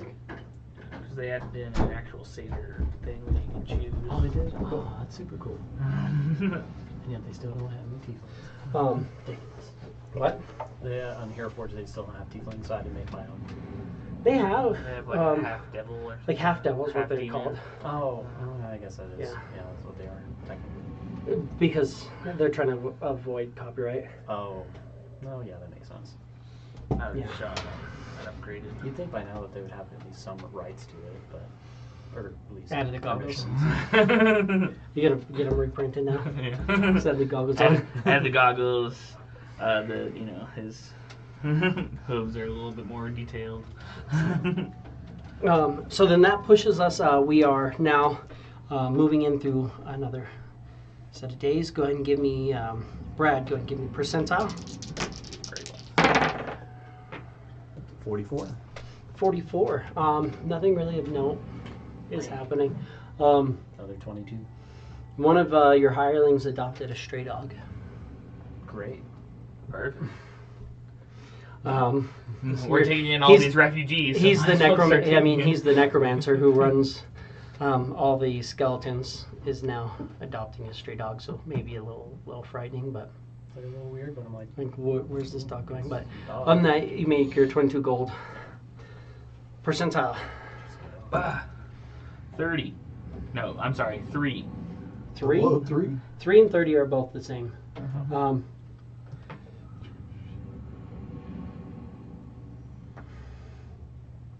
Someone thought they saw a ghost. Nothing of note. Sell off your antitoxins. Percentile. Percentile. 83. 83. Get money now. Just bobbing up the scene. We really can't afford. Get it. More. Give me a D6. D6. 1. 1. Makes sense. They can't all be. Can't all be big numbers.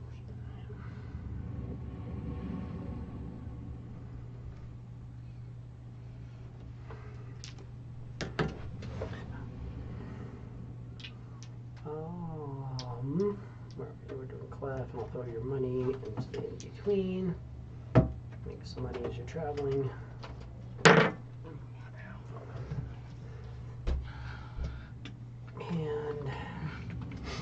I got an 82, which is the same thing. So I need to do well, I'm not doing that though.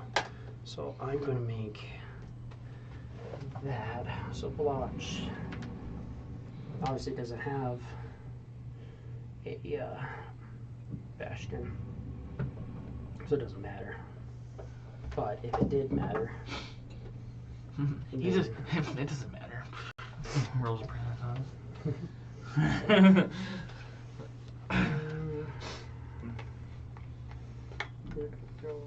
these.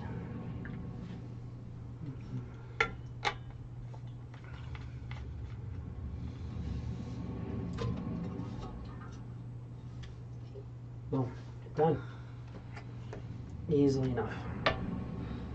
But doesn't do anything until I actually get there. That's fine. Give me a Arcana from you. The 29. So you will notice that throughout the time, as you're traveling along, kind of late at night when you guys are getting set up, Blotch is casting sending spells. And he'll cast a spell, and you notice it's sending. Can't hear what he's saying, obviously. I mean, it's communication between, but you notice every night that he goes through, he's casting a few sending spells. Hey, Blotch, I noticed that you've been casting sending spells. Is everything all right? Mm-hmm. Just talking. Mind if I ask too? A little bit. Don't mean to pry, just curious. Just others out there somewhere in the world. Anything that we can help you out with?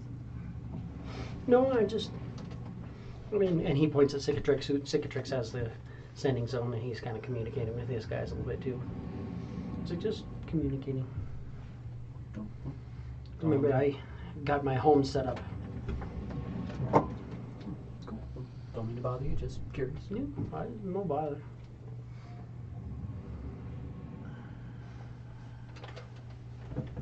But you notice that he's definitely communicating with somebody.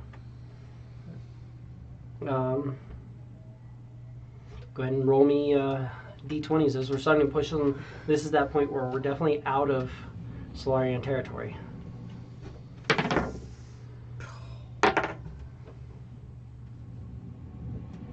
The deuce. We got it. Oh, 14. I thought you both got it too. Oh, That would have sucked. 7. I thought it was 1. Alright, boys. It's definitely 7. Chicken series. Yeah, I'm going to preemptively cast Mage Armor at the beginning of the day.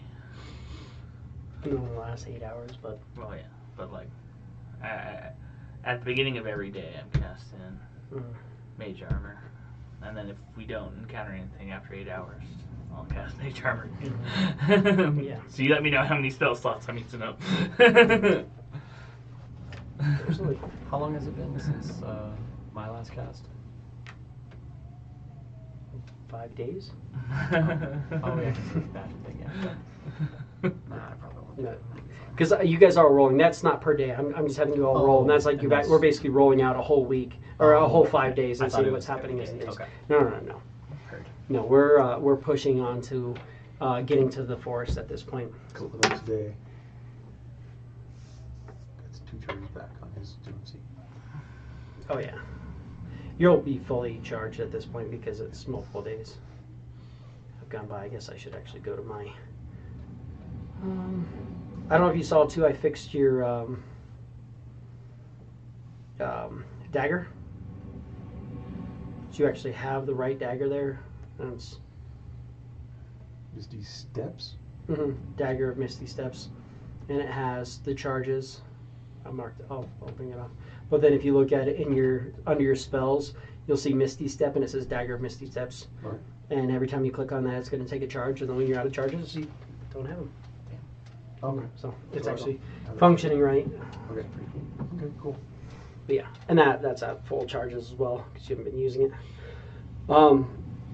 You're probably so you're at this point maybe 4 days away from the forest, and as you're traveling along, you see a small hut along the side of the river. An old man fishing. So I recognize him from the lake, right? And yeah, you're like, man, it's the guy who they say that you saw before, but you're like, They're smoking something. he's just up ahead. You guys are traveling. You're maybe about like 3 minutes from him traveling along. Take out the little Jim and take a look through. Oh, Jim, you look at it. Give me a wisdom saving throw. Come on! 15 again. God damn it. Yeah, you see, he pulls out his gem and he just kind of goes quiet. He's just sitting there. Whatever it is, it fucking doesn't want me to see it. Cliff, what do you see? See what? Cliff, we've been through this before. Well, at this point, you guys ask Clef what he sees, and Clef doesn't respond. Right. Oh, At this he's exact just- moment. okay. He's just kind of like sitting there, and he kind of puts away the gem, and he's just sitting there again. He's just kind of like flushed over in white. I like shake his shoulder and like. Cliff. He's not responding. Oh, yikes.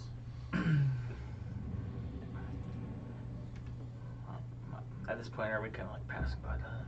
You're kind of, starting to get a little bit close and passing by. Is one guy just fishing looks over at you. Sir, I feel like we've seen you. This is like the third time. Yeah, what's the deal? It's a big river. Lots of places to fish. Yeah, but are you just? How are you moving your? I just saw you drooling on himself. How are you moving your hut down the river? That's where it's always been. Are you saying that we haven't moved? The wheels seem to be turning.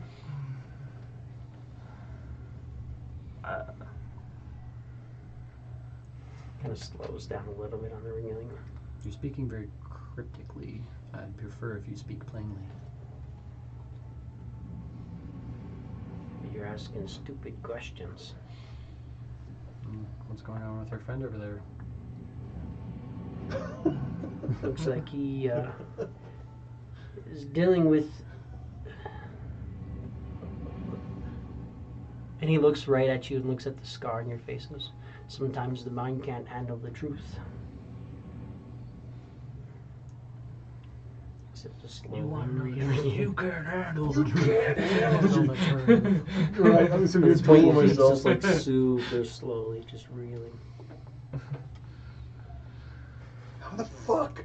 The same fucking thing. The same fucking Exact number. number. Like, come on, give me a 1. Come, At fuck. least. Ah. Something different. What question should we be asking? Who are you? Or what are you? But a simple fisherman.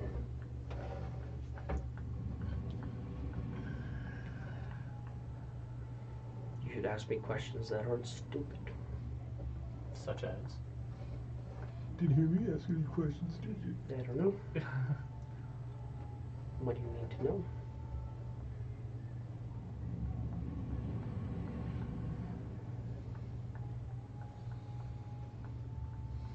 What is the truth?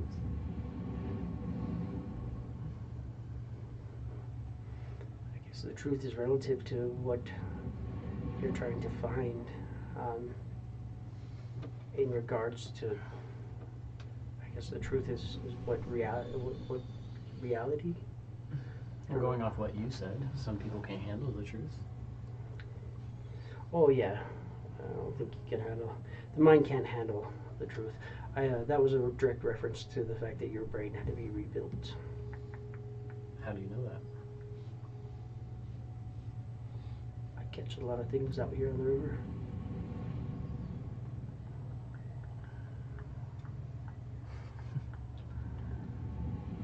Whatever. I start walking. You just walk And you know a little bit of the fact that like you had to like you're missing still lots of your past. Like you had to have your brain fixed, and they basically told you like trying to fully restore you caused issues, so they had to like magically reconstruct you and kind of start you from like from scratch. They couldn't like reinstall the hard drive because it was corrupted, sort of.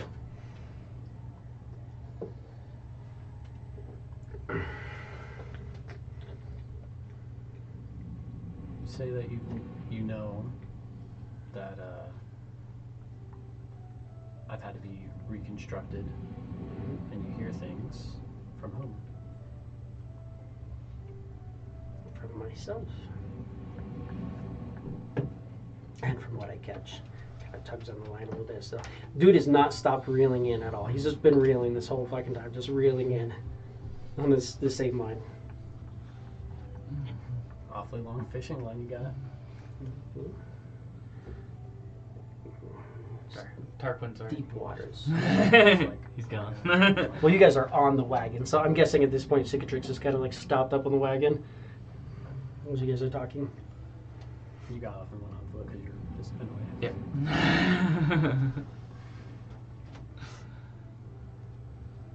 There's ways to get past that with assistance. Your assistance? My assistance. Someone would have to agree to work for me. I don't know if that's something that you guys are wanting to do. Who would be... How do I word this?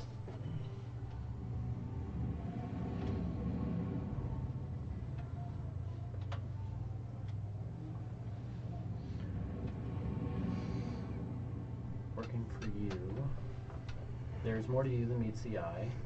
Clearly, you are not just a fisherman, as you say. Clearly I am just the fisherman. Fisherman of what? Man of fishing.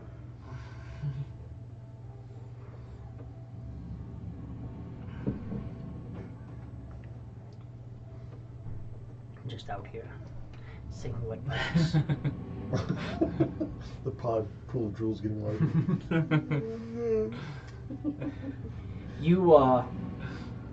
You come too.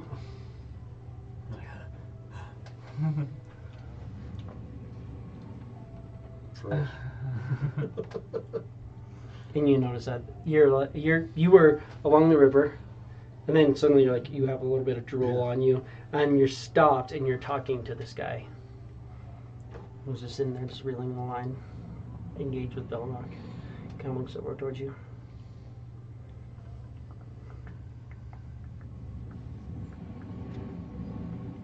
Clef, do you remember anything? I remember everything. Do you remember seeing this man before? Yeah, by the lake. It's good seeing you again. Good seeing you. Haven't. Nothing's biting still. Well, Are you waiting for us to bite?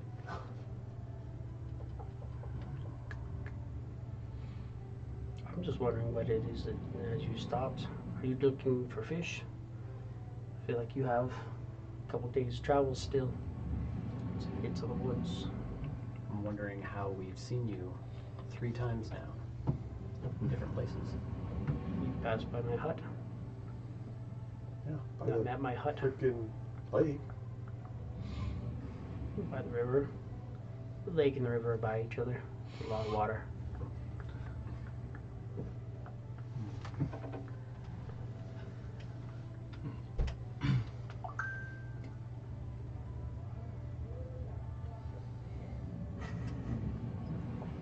What kind of work do you need done? That's a good question.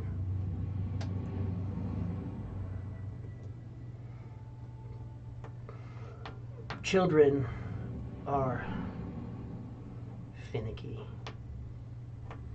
They don't like to listen to their parents. Sometimes they can grow to be bratty. I have 3 children that fight endlessly for a small area of land. I tried to bless them so they could work together. And instead of working together, they fight for power in the area. 3 children with their friends. They're all kind of like my kids.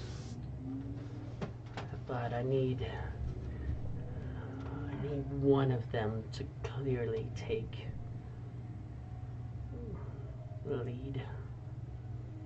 I need 2 of them to stop interfering with the other, so that more can be established. You wouldn't be having to referring to 3 hags, would you? No, I would be referring to much more than 3 hags. 3 covens that are set up. There is a coven of the forest, a coven of the night sky, and a coven of the river. And they were supposed to work together to start creating a homestead for me. They are obsessed with their own powers, and which coven is most powerful. So I need 2 of them to not be around anymore. If you say that they're your children, does that make you an archhag? I'm just a fisherman. You keep saying that, but I will take that as a yes. Take whatever you want as whatever you want. That's how reality works. At this point, Tarquin comes walking back. Come on, guys. Like, what are do you we done? do? Hold up. Which of these covens is the one that you would need to be in control? I don't care at all. Have you ever heard of someone named Valen Huckleby? Can I roll history to remember if I know? Yeah.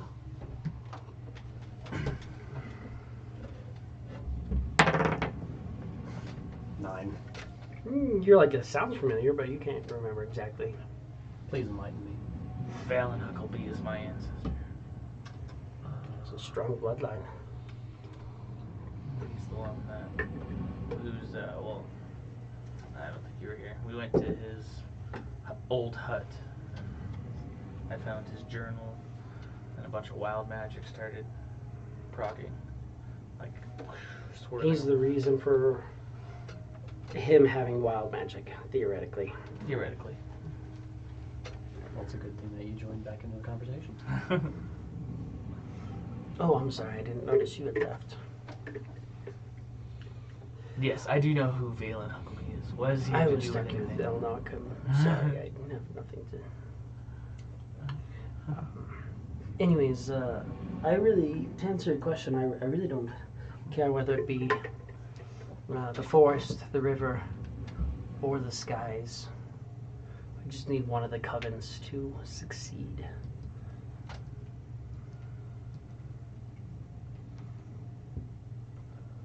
To what end would that serve you? There are 3 large pots. Now, these covens gather around to do strange magics. If someone were to take 2 of those pots, leaving the coven alive or less than, and bring those 2 pots to the 3rd coven, that coven could establish rulership, and they would know to stop squabbling, and to do as they are told. And to stop trying to bide for power that isn't theirs.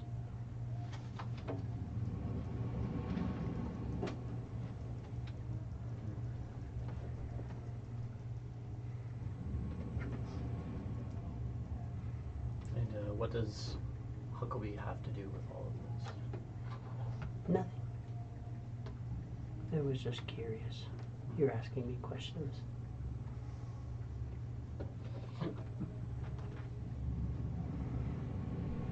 So, if we were to, I guess, help you with this family squabble, what would we get in return?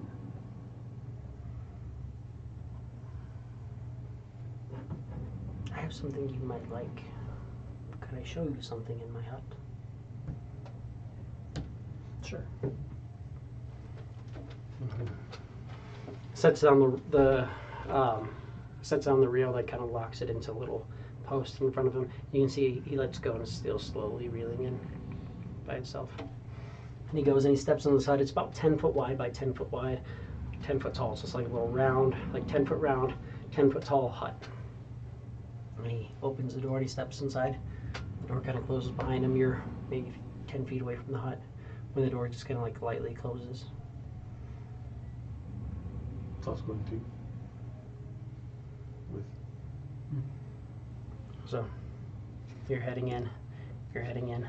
I'll head into, 3 of you head in together. just because I heard something about my ancestry. Probably too late. It is only a 10 foot by 10 foot hut, so it's a small hut that the guy's already in. Hey, Citrix, you stay out here. Keep the cart running.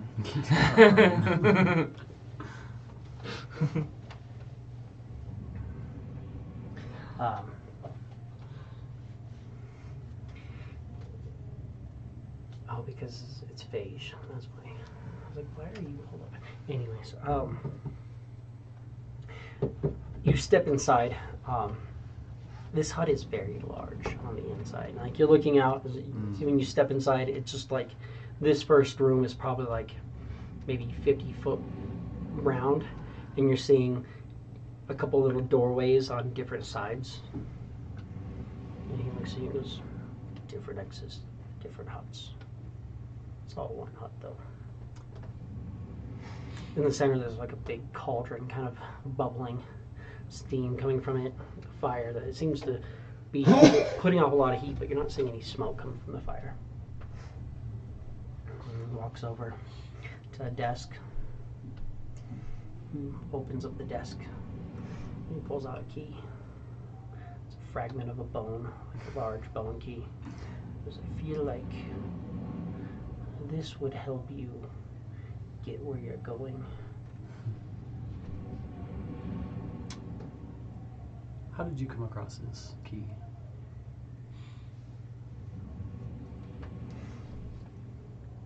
Closes the shelf.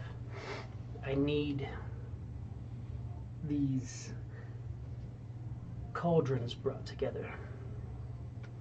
Again, I don't care who, be it the Coven of the River, the Coven of the Night, or the Coven of the Forest. One of them needs to have all 3 cauldrons. And the key's yours.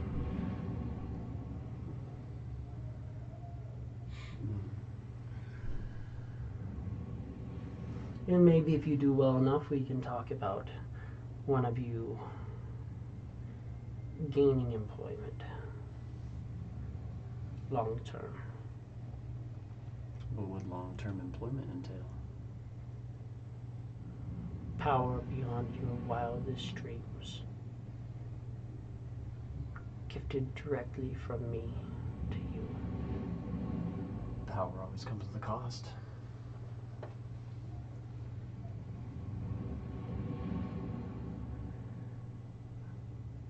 Then don't be powerful. what would the cost be? Besides doing this job. I feel like your labor and your servitude would be the price. Like any job. Just a little heavy lifting. Tarquin would stand or sit up and he'd be like, "We'll do this for you. We'll figure out how to get these pots together for one of these covens." You'll steal the cauldrons from 2 covens and bring them to the other one. Right. Again, whatever means need be. And when we do that, you and I are going to talk.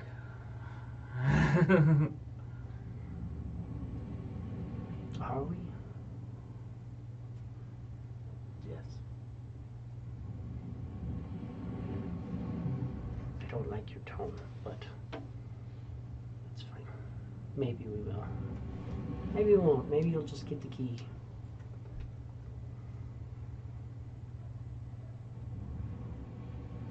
Because first things first,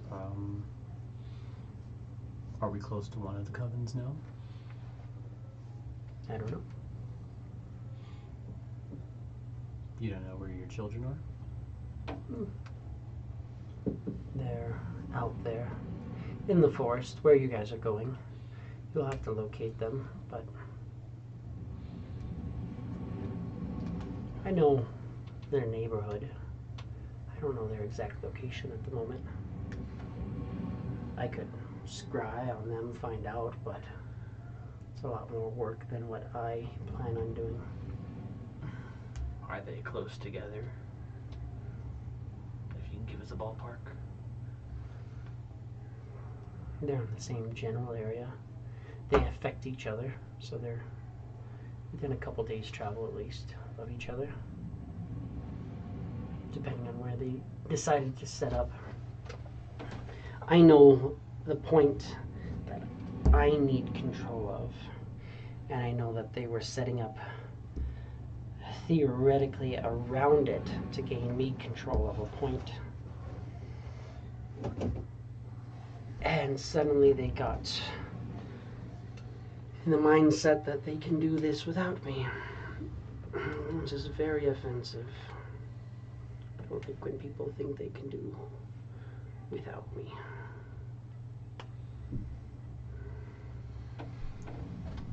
Why haven't you done this task yourself?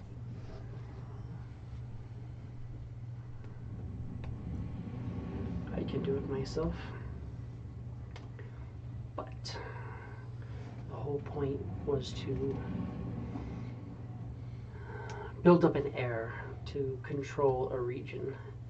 If I have to come in every time something doesn't go right, then I'm just controlling the region myself. Kind of defeats the entire purpose.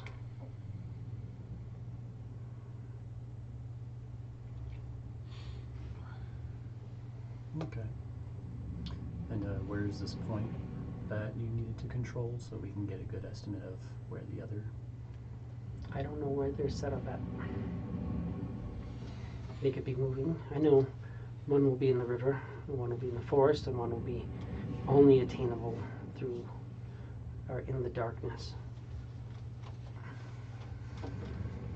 They may be mobile in the area, but you'll find them. Sounds like our best course of action is to stay close to the river. We'll find one. At least, yeah, we'll be close to the others if that... And then, from the information we gathered, we know that one's probably a day or two travels south of the river once we reach the forest. It's really only the third one, the night ones, that are probably going to be more difficult to find. I feel like that one we'd have to search for specifically at night. It's only accessible by night, but one could search for it. if they knew what they were looking for.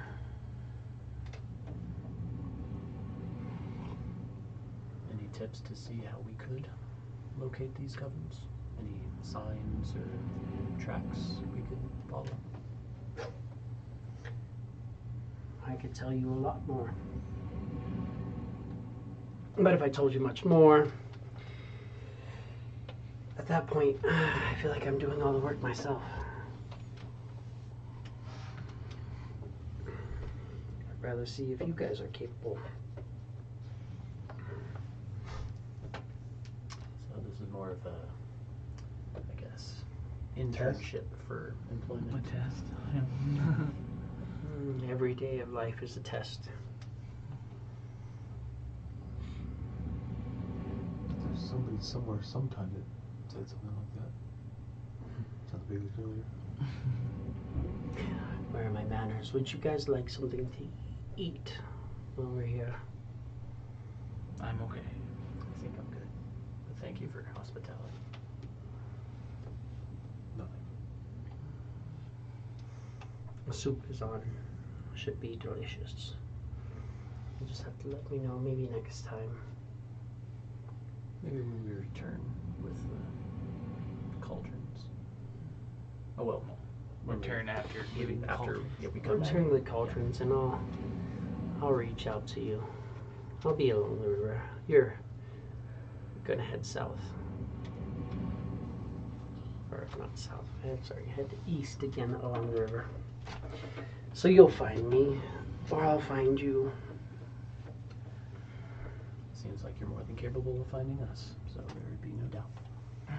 You found me every time. I was simply fishing. Let's go, guys. Whatever you say. I guess we're off. I leave. I'll head out last, but I'll take a quick glance of like the room before I leave. Can I do like an Arcana check to see if anything stands out to me that screams arch? Give me Arcana.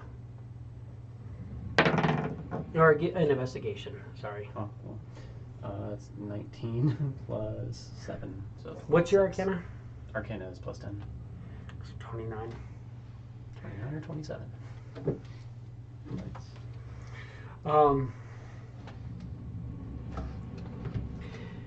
You're getting a feel that this place is probably not an extra-dimensional space, but more of probably a demi-plane.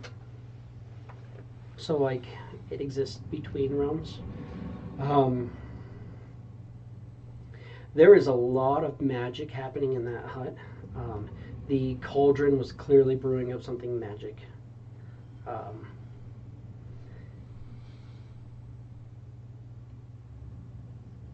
There's lots of little trinkets, relics, things along the walls, like that look like maybe like to an average person you'd recognize as like knickknacks and stuff like that. But you're thinking that all these things are like binding items, whether they're relatively valuable magic items or things that have sentimental value to another creature that may have bound them in some sort of ways. There's lots of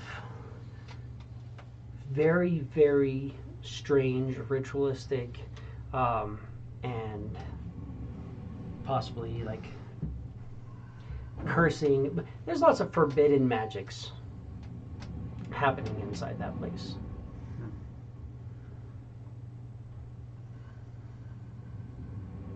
Okay. So before I leave, could I take the soup to go? Absolutely. I think I have a perfect container for it. Walks over and pulls out the soup. Give me a perception.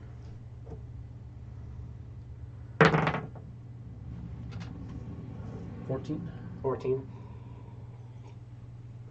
And kind of mixes up the soup a little bit.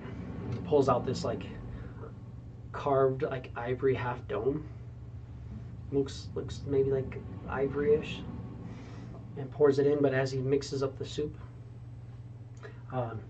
you notice something that's very familiar to you because you just cleaned off 2 of them. But it's an elven skull. Kind of comes up to the top for just a second. But like, if the skulls on your guys are about this big, it's about this big.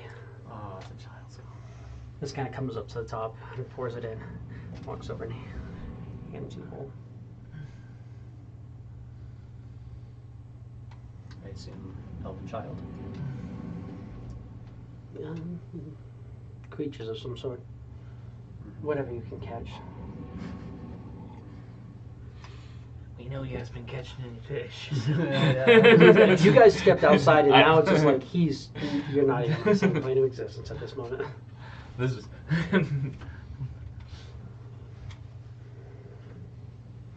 Well, yeah, I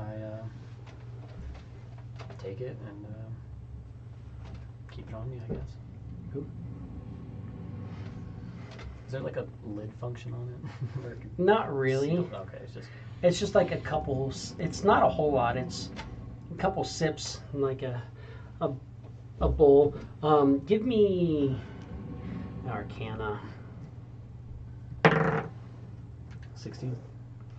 It's not ivory. It's very, very well polished bone, but it's like a pretty big. Like, you're guessing it's the cap of a skull that's polished up really, really nicely. Lovely. Glazed with something. Maybe has. You're like maybe like a little bit of like sand glazed over it to almost give it like a glass finish, but it's skull for the most part.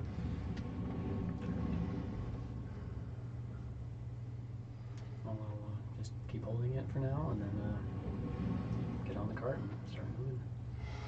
Gets out, goes and sits on the stool, pulls the rod, starts fishing. Good luck on your travels. We'll be back soon. I'll be around.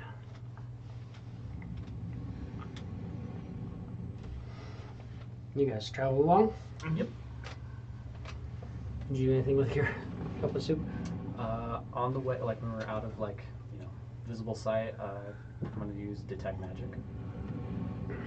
Yeah. Oh yeah, it's just a ritual. So, Mhm. yeah, just spend 10 minutes detecting magic.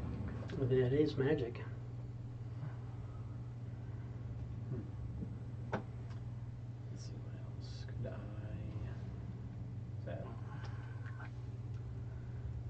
Is that some of the soup? Would identify work on it to see what kind of magic, or is that for more like objects that are like? You could cast Identify, Okay. and it would give you an idea. Legend lore would probably tell you exactly what that is. That's like a 5th level version of Identify, where it tells you exactly what's going on and really powerful things. Identify is going to get you rudimentary, and it's going to give you something. But you could try to identify it. Yeah. Identify it. And it says a pearl worth 100 GP. I have to. You have it. That doesn't. It's not consumed. Oh, it's not consumed. Okay. No. You have a. Yep, I think I got there it. was, We gave you a pearl at I some point. think it was like a ring that had a pearl on it or something like that. Either way, you guys found a pearl, so you have it. You're good. I'll try to identify it. It is definitely magically nourishing. It holds a weird strength to it. If your body accepts it, your body is fortified. If your body rejects it, your body is kind of poisoned.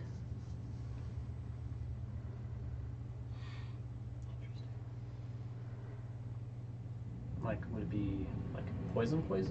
Like, could I drink antitoxin before and then?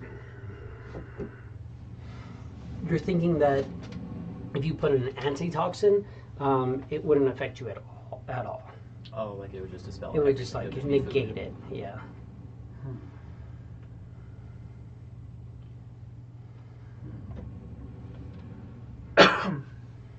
It's a powerful magic. You're not sure. You're thinking like you could put antitoxin in now and it would kind of negate it. But once you consume it, it's either going to affect you or not, and then it just kind of plays out. I'll drink it. Drink it. I'll take the risk. Or eat it. I guess it's soup. Give me a Constitution saving throw Oh boy. with advantage. Oh, that's good. It is. Do you have any bonuses on save versus poison? I don't think you do. No, pretty sure. Okay, yeah. Nat 20. That's right. Good. Hell What's yeah. that give you? Damn. Total? Comes in clutch. 23. Fuck yeah. 23. All right, that's a good option. You still get poison. What? What?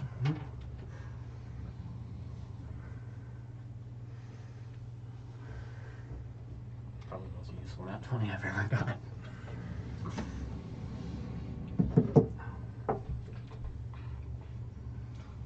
When you drink it, you receive 22 temporary hit points. Oh shit. All right.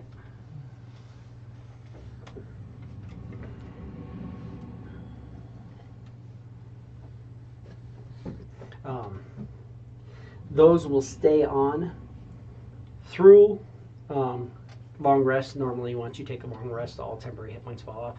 Those ones will last till they're gone. Damn. Any other effects will be noticed as that goes as well. Okay. Wow, that soup is really good. Actually, damn, I feel really good. You guys notice that like he drinks it, and as he drinks it, like his skin kind of like you see like kind of green veins, like dark green veins, kind of like come from his mouth and like go out. His skin just like has like like pulsing like green, and then he turns like all of his skin just like has a faint bit of green color, and then kind of fades away. Yeah, guy, you should really try some. That was refreshing. Well, it's too late now. I don't know if I want whatever's going on with you to be going on with me. What's going on? You're like, I feel great. Yeah. All right, boys, let's keep going.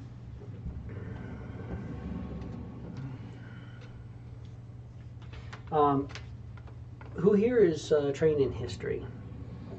Anybody? Think. Halfway. I am. Yeah, in that way. All three of you guys can give me a history check. Yeah. 14. I also got 14. 24. As you're traveling, you're kind of getting what's happening on this freaking session. Like, yeah, I'm really good. It's that soup. you're getting a feel that from what she was talking about, there's probably a coven of sea hags, a coven of night hags, and a coven of green hags. She's going to want, or he is going to want you to steal a cauldron from two of them and return it to the other ones. Just depending on which ones you want. From what you know, sea hags, aquatic fae, live in water, probably somewhere in this river, depending on how prepared you are to deal with being underwater. Not very. Green hags, probably more of the foresty type. Fae creatures, usually in forests. And then night hag, those are the ones that are generally kind of more known to like the lower planes. They're more fiendish than fae.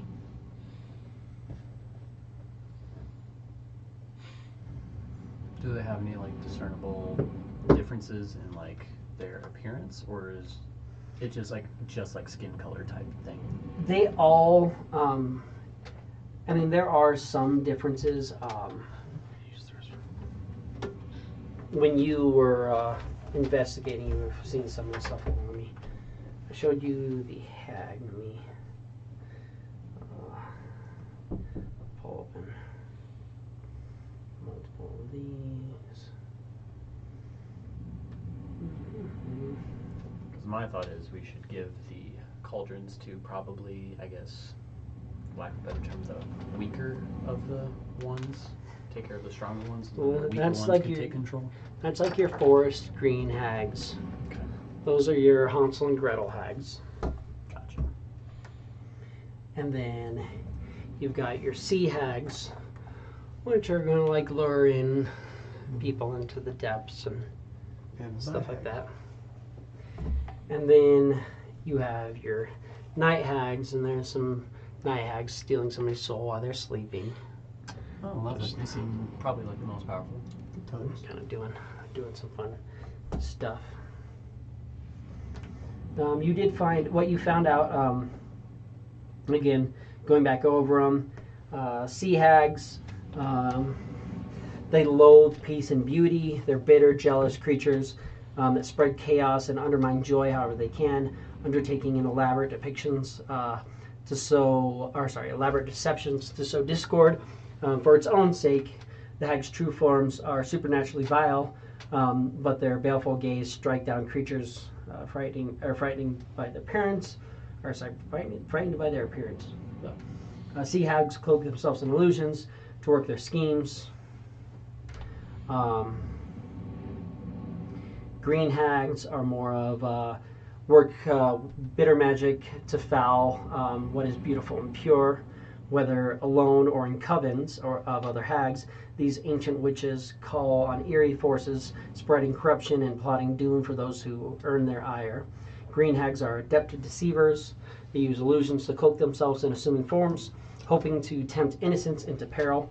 These hags often spirit their victims back to surreal layers where they hold these captives prisoners to cook them into monstrous meals. Green hags frequently know strange magic or forgotten secrets, such as weaknesses of villains, locations of lost treasures, or ways to break curses. They may trade that for special treasures. And then night hags seek mortals to torment them and turn them evil.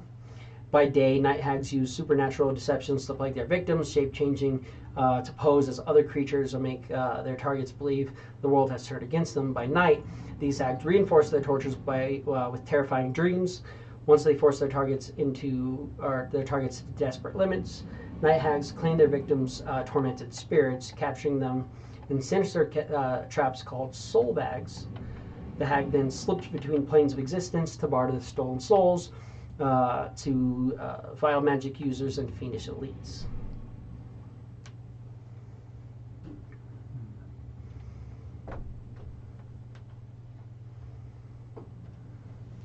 I mean, it seems like the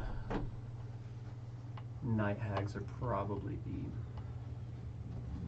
biggest threat, so I'd want to take them down a notch. So definitely don't give the cauldrons to them. That means we have to fight the night hags. I don't think we need to give the cauldrons to any of them. We need to friggin' eliminate all of them and destroy, if not destroy them, hide or get rid of their cauldrons. I mean, I really don't want I to don't think double cross this archhag I though. don't think our boy here on the show is our buddy or is going to give us this friggin' straight story. It's definitely hiding a lot, and I feel like it's an archhag. I don't know if we should be double crossing something that powerful. I don't think we should be giving it results that it can't obtain itself. It can obtain it, just chooses not to, from what I learned. All you guys are trained in Arcana, yeah? Yes. Halfway. You would know that there are warlocks out there, like you guys have met warlocks and stuff like that, who literally get their powers from an archfey. So something like this could theoretically be like that level of power. Someone talks about working for it, that might be something it's pushing at you.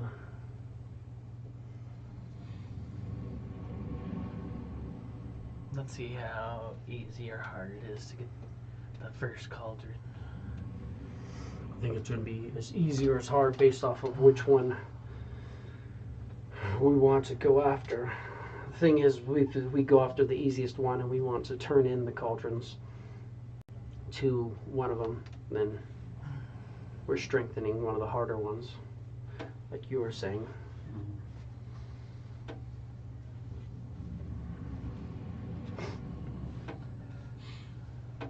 It seems like the worst out of the three is definitely the night hags. So I would say we could try to take them down a notch. The other two, I mean, sea hags are, at least in my mind, somewhat limited because they're, you know, mostly sea hags. So I feel like they could be the weakest ones, or weak in relative terms.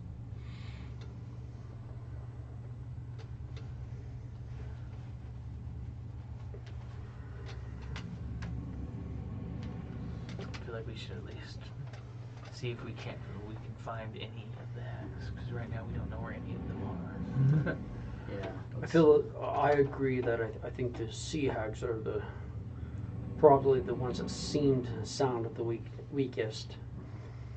But that's not incorporating the fact that they could be 1,000 feet under water that's pitch black at that point. I can swim, but there's limits to that. Not so much like that.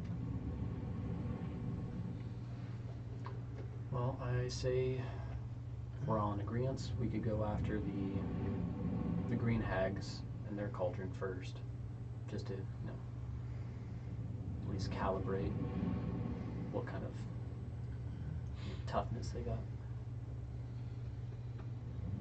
Sounds good to me. Give it a shot. All right. I think it's really important we get on the same page here, though. Are we going to kill all three hags and take this cauldrons and do something with them?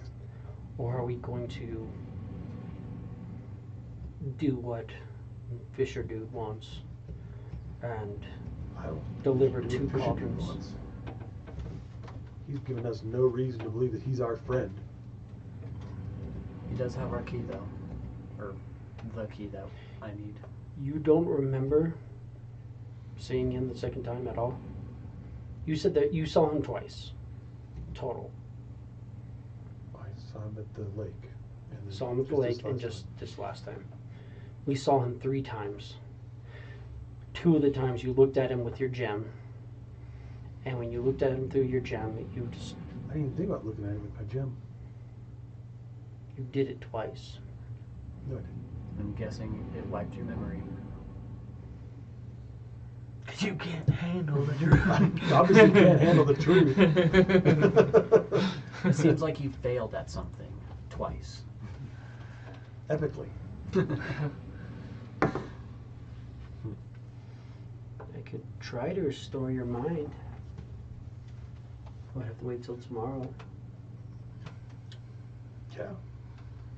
I didn't realize there was anything needing restoring, but maybe there is. Because the 3 of you say that this happened, and just because I don't think it did doesn't mean that it didn't. So I'm willing to see if anything can be restored.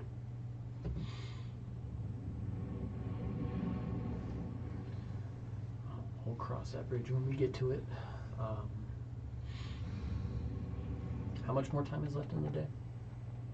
On this day, we got a couple more hours. Okay. Should we push further into the forest to see if we can spot any? You're still a couple days away from the forest. Oh, okay. Still okay. Yeah, you're about 3 or 4 days away from the forest at that point when you saw this person. I guess let's keep pushing forward and then make camp, and then after we encounter, you know, the hags, if we do, we can decide then if we're going to take them all out and double cross the possible arch hag, or we work with it.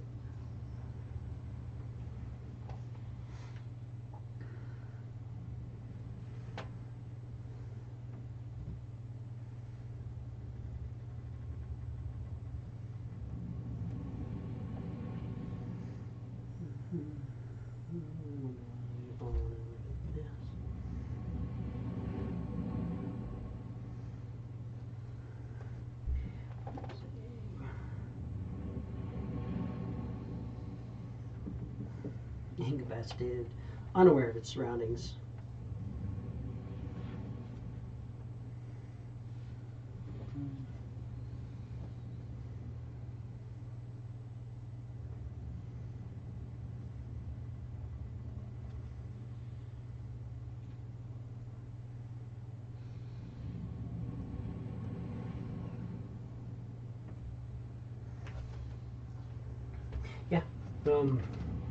We can push through the day if you want. Tomorrow I can try to see if I can fix that. Okay.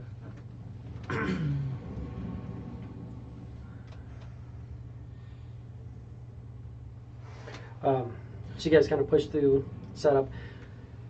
When we're setting up for the night, how do we want to be setting up? I'm guessing we're using the tiny hut, kind of. That'd be smart. Set up, put the tiny hut, have the horse kind of at the edge of the tiny hut. People kind of inside of it a little bit.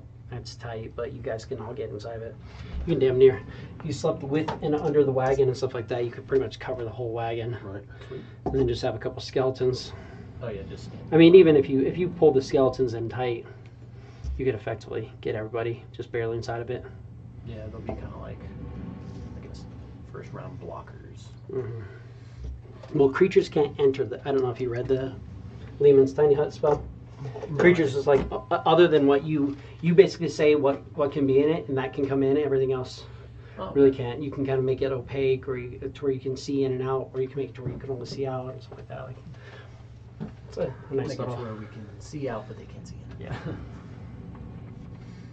Yeah. Make sure it's camouflage so they.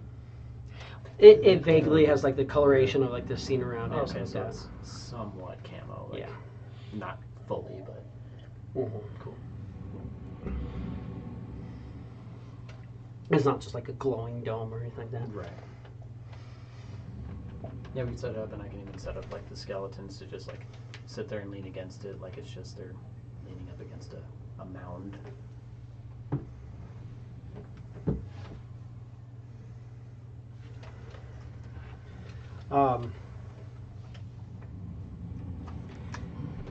The next day, Next day. when I cast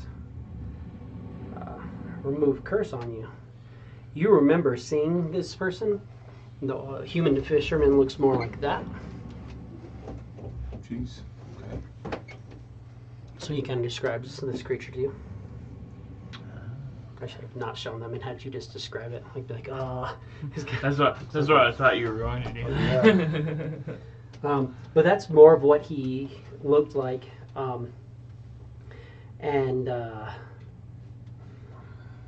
When you did the trucing, you remember, like, literally, like, the wagon, it seemed like it stopped for a minute, and he, like, kind of shifted, like, almost like a spectral version of came over and just, like, kind of reached into your head and just, like, kind of pulled the thought away from you, and he went and sat back down. And during that time, you just saw yourself kind of go catatonic for a minute. But he just walked over and, just straight reached into your head and pulled the vision out of you. And you remember that from the first time, but you're not sure on the second time. The remove curse only removes one of the instances of your brain being messed with. Did you say this happened twice? I got flashy thing fucking twice? Mm-hmm. I remember once. That was the first time you looked at him. I could do it again. If I remember once, I'm sure it's the same thing again. I was gonna say I can do it again, but you remember what happened last time that we got to a tough situation after Yeah. I spent my spells. That's not you waste all your spells on that. We got enough information on that. Yeah, this. I don't think that this thing is our ally in any way. If anything, we are useful tools for it. That's pretty much the gist of it.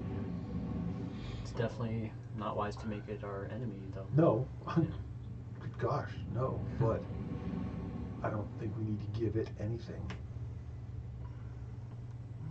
Any cauldrons, for sure. No way. It does look like it's the only way to get that key. besides taking it, which don't think will pan out well. That's ambitious. We can always try, but you know. Because at least this way, if we decided to, go after, the fishermen, they couldn't call on, their children to come and help.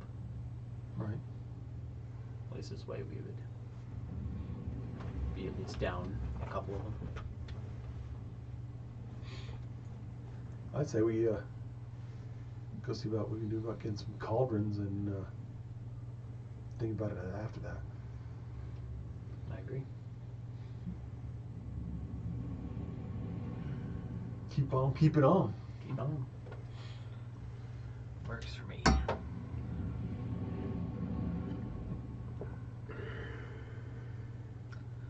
Feel like this whatever he is knows something that I want to know, or at least has information that I want to know. Seems that way, at least about the two of us. I don't know about the other two. They didn't interact much. Right. Besides the Probably. drooling mind wipe. Probably knows a lot about all of us, but in my head, I don't think it would hurt if one of us got more power. But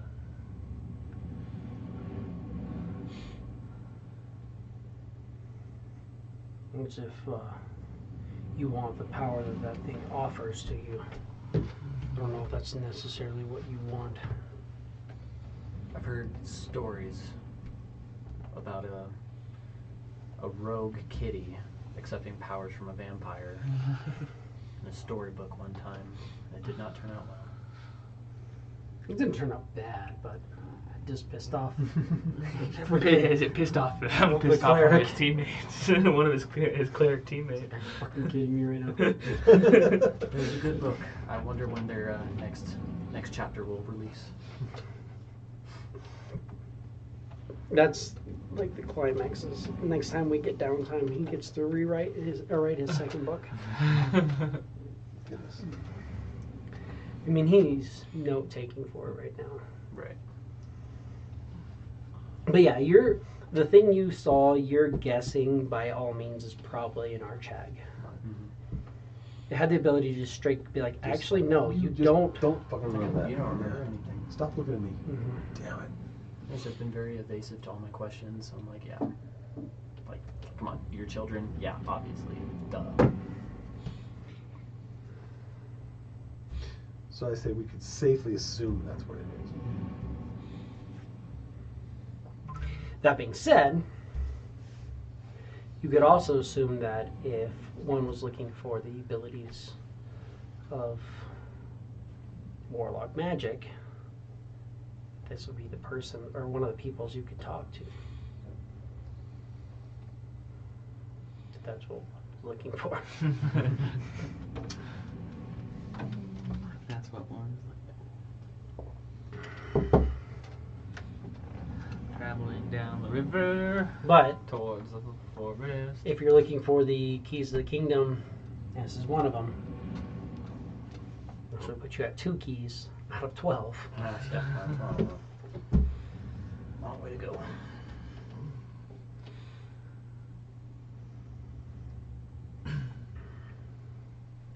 Continue along down the river. Yes. And Down the river. that's not what I wanted. Come on.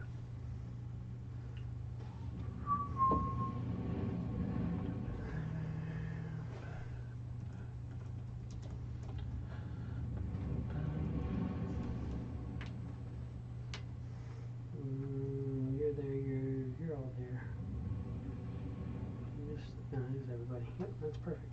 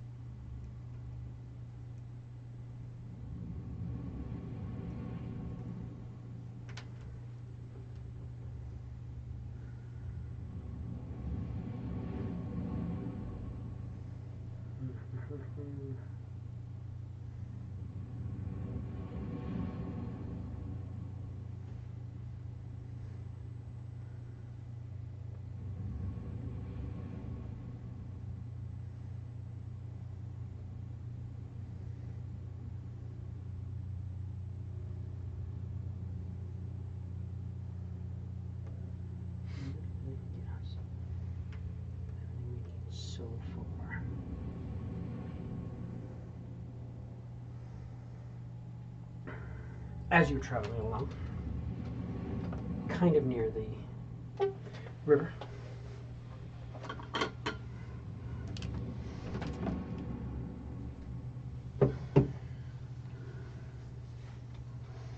this side is river. You guys are traveling relatively close to the shoreline.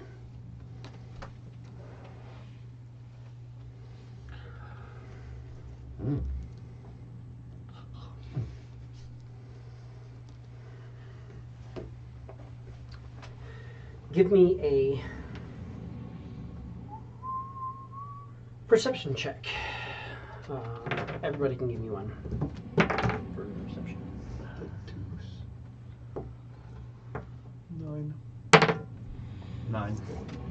19. Amazing. You don't directly see anything initially until everybody on the cart give me a dexterity saving throw. Shit. That's not terrible. Ooh, alright. Hell yeah.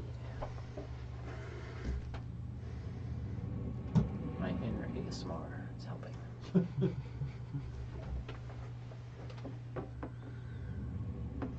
I guess I know one as well. I rolled a 2.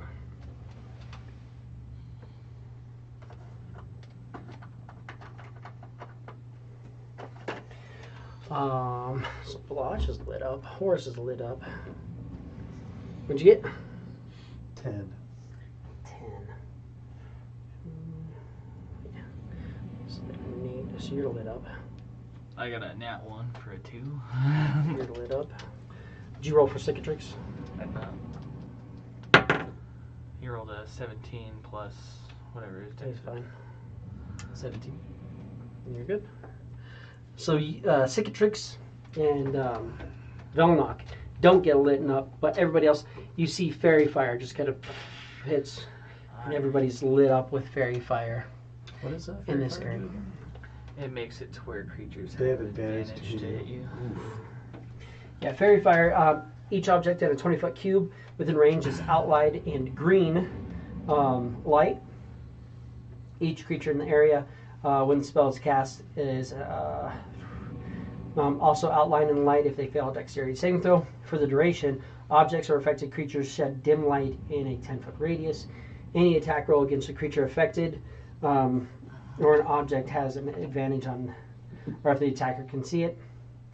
And an affected creature or object can benefit from being invisible.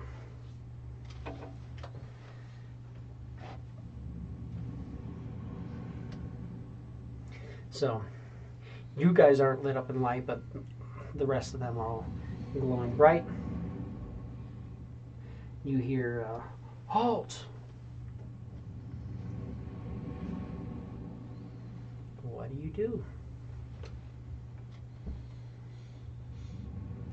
Who's there?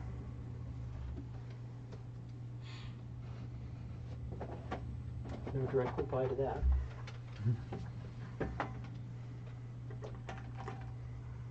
I'll hop off the cart.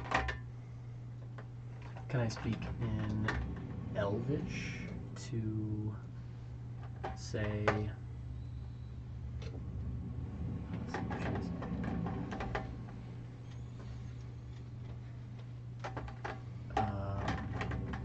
If you be Elvish, we mean you no harm.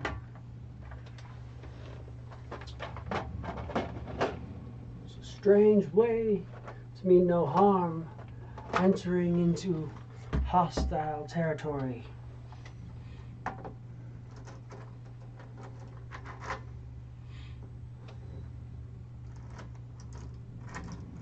We are on the hunt for some hags that have been, I guess, known to the area.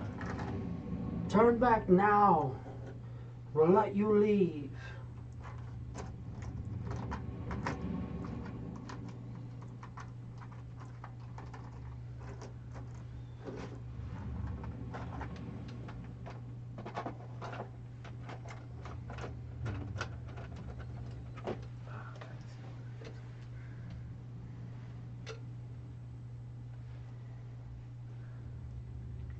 down the river we found some of your fellow elves mauled by something we suspect to be the hags, and we mean to help. We've got it under control. Turn back now, and you can leave.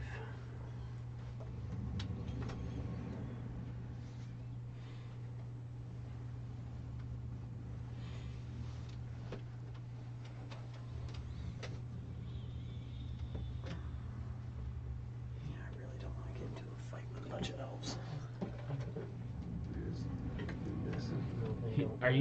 Were you still yelling in Elvish? Yeah. And is the reply coming in? Yeah. Okay. So I don't know. I would know. Anyway. You know. You're an elf. I don't know because I know Common and Celestial. Oh, yeah. I don't know what you're saying.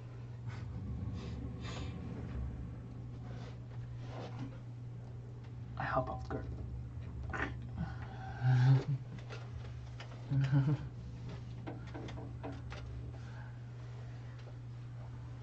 Velnock, what's the plan? What's going on? All right, lift the fairy fire, and we'll be on our way. Just point us in the direction of the hags. The hags are not the direction you're going. Turn around and we'll let you go. Great, point us in the direction, and we'll be on our way. The direction is where you came from. You have no business with fey creatures in our forest.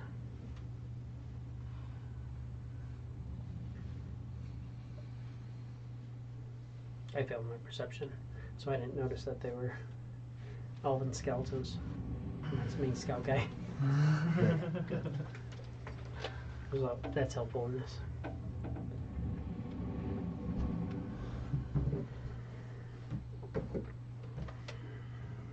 It's like you say you have it under control, but you know, I re-mentioned that the group of elves back there drifting along the water tell otherwise.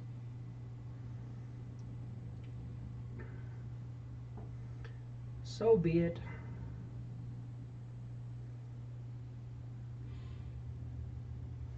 And that's going to be initiative. Let's do it. Let's begin. As Tone Look would say. Mm-hmm. I rolled a 17. I have a +0, so that's a 17. Clef. 12. Velnock. 7. Cicatrix. 13. Tarquin. 20. Wild magic their asses. Right? Tarquin, you are up. Like their bitch asses up. They didn't want our help, so I'm fine. Yeah, but I don't even know where they are. You can give me a perception. 18? It's kind of hard to see because they're hidden very well. But they've started kind of moving a little bit into position.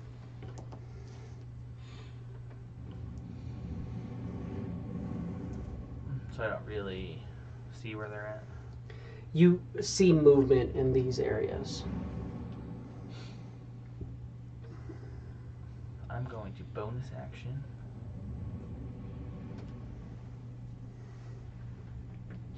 Finger guns. Mm-hmm. And then I'm going to give myself advantage to see if I can't hit. What's the range? Alright, this should be fun. 90 feet.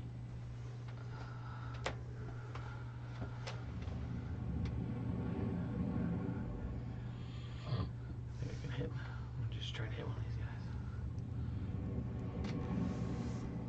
guys. So I would just be looking ahead of me. So. Yeah. Finger guns with advantage on the guy. He's hidden, or they're hidden. They haven't done anything yet, so they would have. It would be a flat roll. Flat roll. Yeah, because you'd have disadvantage from them being hidden.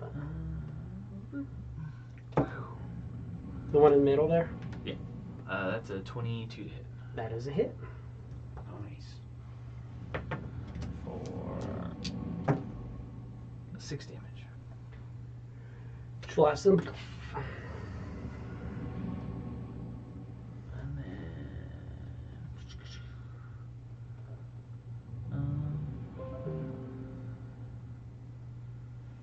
they are slowed, so he has 10 less feet of movement, I think. So he's slowed. Okay.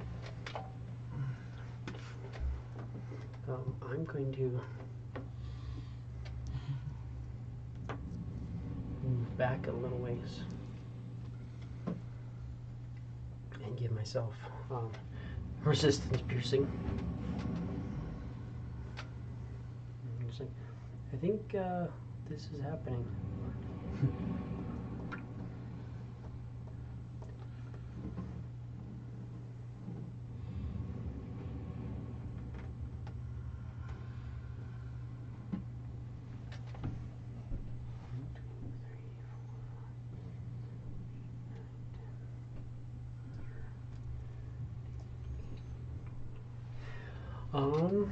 So we're gonna focus on you guys who are glowing. Not worried about the horse. You moved there. I've got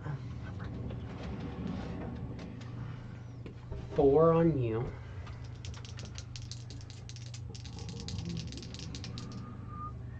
You're currently you've got your mage armor on because it's still relatively close to the beginning of the day on this day. So you're currently at 15? 14. 14. Okay.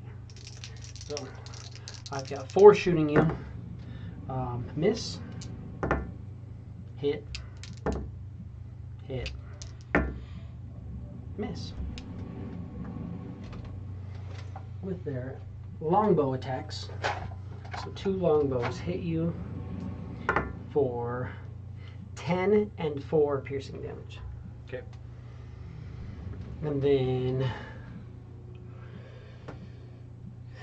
I'm also going to go 4 there. So you're lit up, so we're going to shoot 4 at you, unfortunately.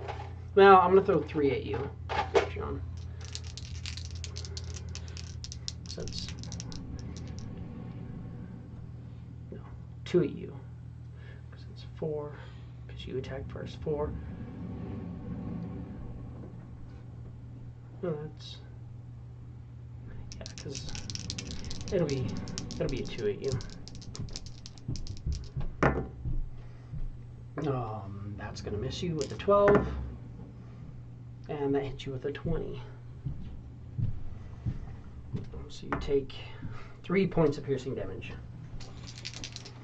and then that's 6. 1 on Velnock, AC 12, 1 on Cicatrix, AC 13, and then 2 on Blotch,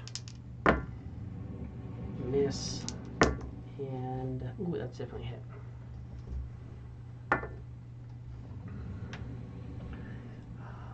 So 7 points. Oh, but I have resistance piercing. I thought that was going to happen.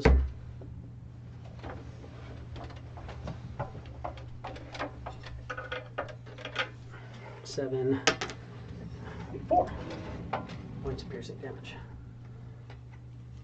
And Cicatrix is up next.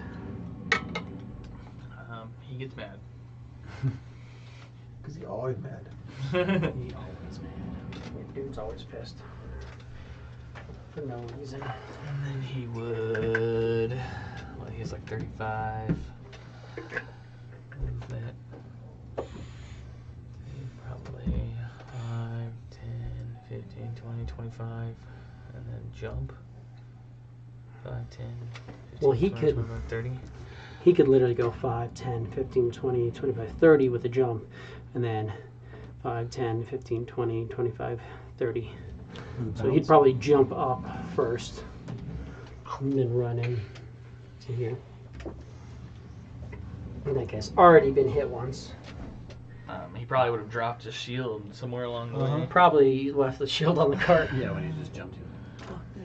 And then he would recklessly First attack on the scout, you already hit. Here we go. That's ooh, I rolled 2 19s. Jeez. Nice. It's a 19 plus I 9. have to split those up. That's a hit. First time you rolled 2 2s. It's like, Which is what, a d12. 2d6. So that's what, 16 plus 10, I think. Mm-hmm. 26. Absolutely kills it. Damn. He was already hurt a little bit. And then he can't really make a second attack. Well, he has movement. cleave. Does he? Yeah, because he has 35 movement. Right, but doesn't he use 10 feet of movement to jump? Yeah, he went. That's 10, 15, 20, 25, 30. Oh, yeah, I guess, no, yeah. You're fine. Yeah, he wouldn't have any more movement in. I don't know, I did that backwards. So, yeah, that's fine. So he's right there.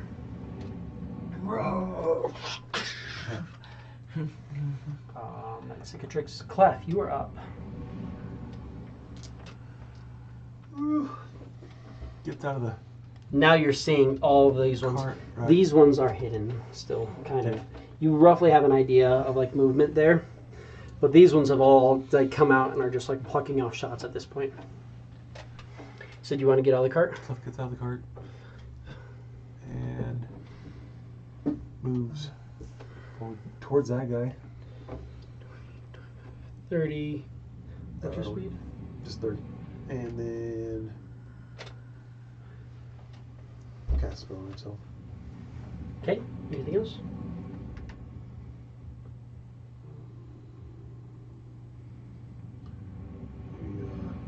Bardic Inspiration. On Brad. Dope. 4 left. And I'm out of here. There's a bunch of elves attacking us. I'm an elf. But I'll beat their ass. Well, let's see what we got here. Cast Warding Wind on yourself. Warding wind. Mm-hmm. Okay. Helpful.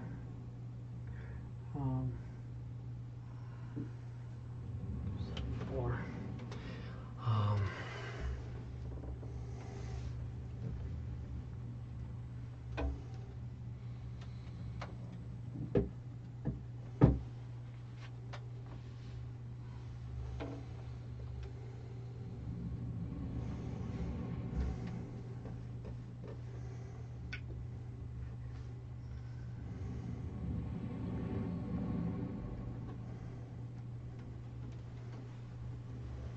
I'm just gonna get 4. I'm gonna need Velnock, Blotch, one of the skeletons, and Tarquin to make a dexterity saving throw. Fuck. Ooh. So 15 for me. 15 is a save. Dope. I got a 9. That's a fail. I got. Oh, hold on. What do I have? What's my bonus? Launch has a +1, so an 8 is not going to do it. 11 for my skeleton. That's a fail.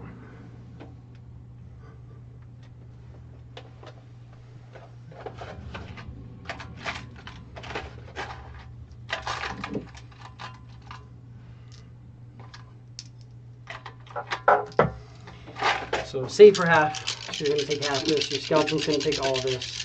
You and I are going to take all of this. Yeah. That's not terrible.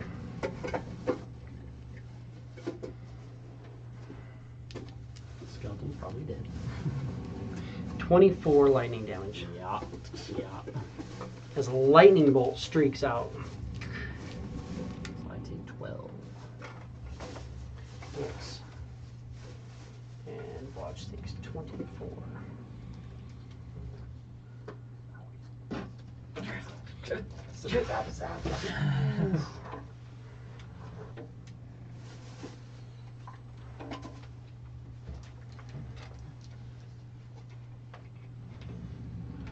then want to be? Chatty Cathy. Alright, isn't that what you want to be? Chatty Cathy? Huh, Velmog? Chatty Cathy? I wanted to see if I could First ride VR them. tag.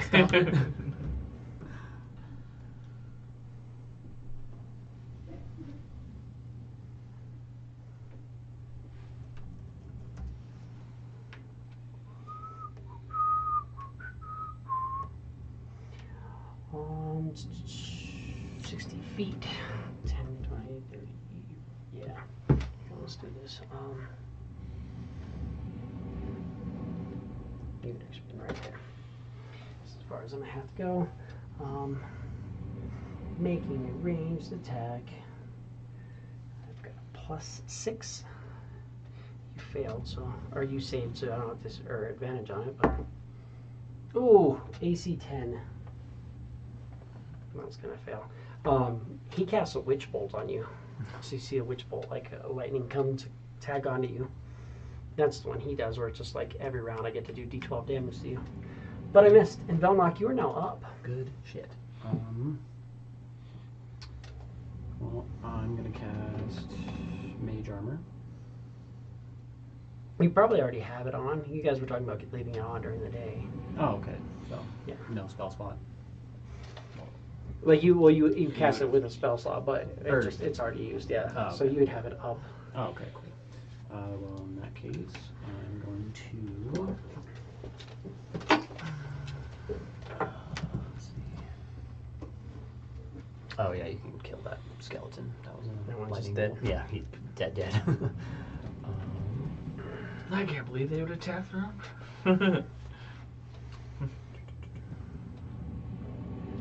Get out of the cart and move as close to him as I can.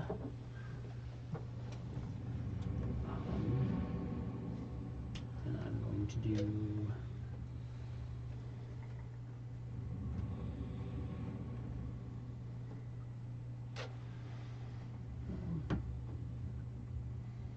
Let's throw a ray of sickness at him. Ray of sickness. Let's go with a second level.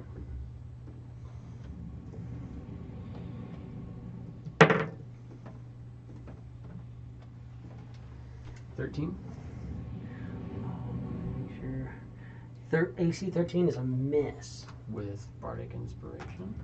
That's a D6. D6. 15? 15 is a hit. Alright. Looks like he has mage armor on as well. Alright, cool. So it's 3d8.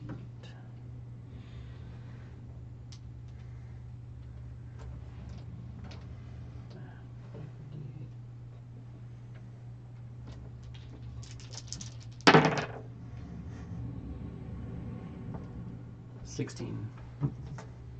16, and he's poisoned. For 1 Yes. round. So until the end of your next turn, something like that. Yep, till the end of my next turn. Cool. Any bonus action? Bonus action. Can I use my bonus action to tell him to attack? You can. You have to tell him, and then he attacks until everything's until he's- dead. yeah. And then him every round you have to use your bonus action to make him attack. But you can tell him to start attacking, Yeah, I'll tell him to start attacking. and he'll attack till it's done. Yeah. So your one command tells both of them to. He just isn't Yeah. listening very well right now. Yeah. Just Yes, not very well. But yeah, you can do that. So he's the basic skeleton ranged Yep, attack. basic ranged. You'd probably start on the one you're at, just because you're like, attack these guys. Short bows plus 4. Okay. 12. That's a miss. Yeah. Tarquin. Cool. You're So up. void mines. I'm going to, as I'm running, bonus action raise. 5, 10, 15, 20, 25, 30, 35. Hang on over here. I'll, Witch Bolt. Witch Bolt that guy? It went down pretty easily. Yeah, I'll Witch Bolt this guy. Bless you. Thank you. Around Clap is difficult terrain. Just saying. Do you have like your wind thing? Yeah. 1, So- 10, 15, I just get 1, 5, 10, 15, 20, 25, 30, 35. Right there. And then I'll second level. Second level. I don't have a smaller one, but kind of gives you feel that I'll things still actually moving around you. second level chromatic orb. This guy. Okay. Do it. Then hit them doubles. Advantage.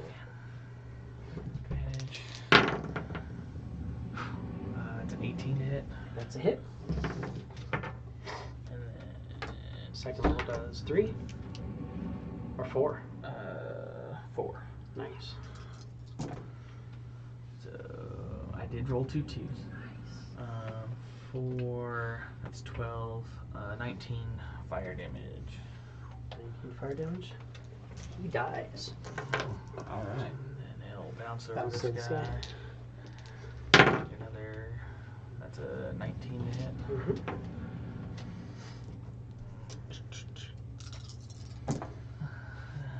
Ooh, that was significantly worse.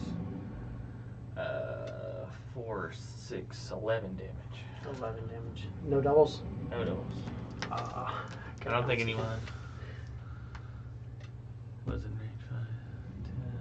He's just out of 30, yeah. Anyway.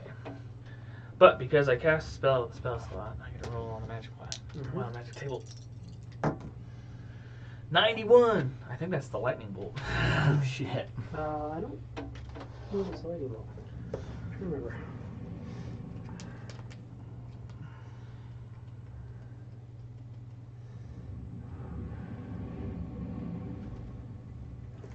It said 91? 91. Yeah, up to 3 creatures of your choice you can see within 30 feet of you. Ah. Take 40-10 lightning damage. Well.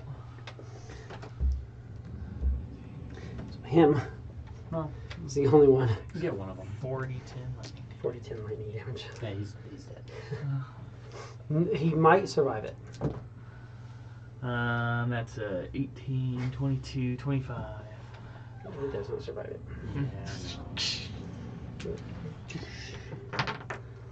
He wants throws a ball of fire, and it bounces off one guy, hits the other guy, and then just lightning strikes him. That would be a wild thing to see. Wait, it's of my choice. So Cicatrix and. Cicatrix too. do Okay. it. No, just kidding. And the horse. And the horse. That's why, luckily, it says up to 3 creatures of your choice. My choice. If it said 3 creatures of your choice within 30 feet of you, it would be 3 creatures of your choice.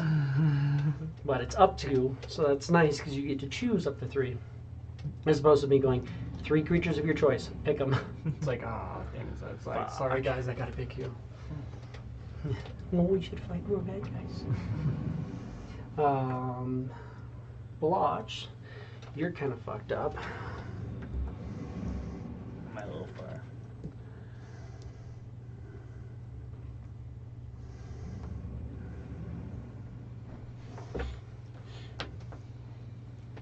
I'm gonna move into there, and I'm gonna cast this. I'm gonna start with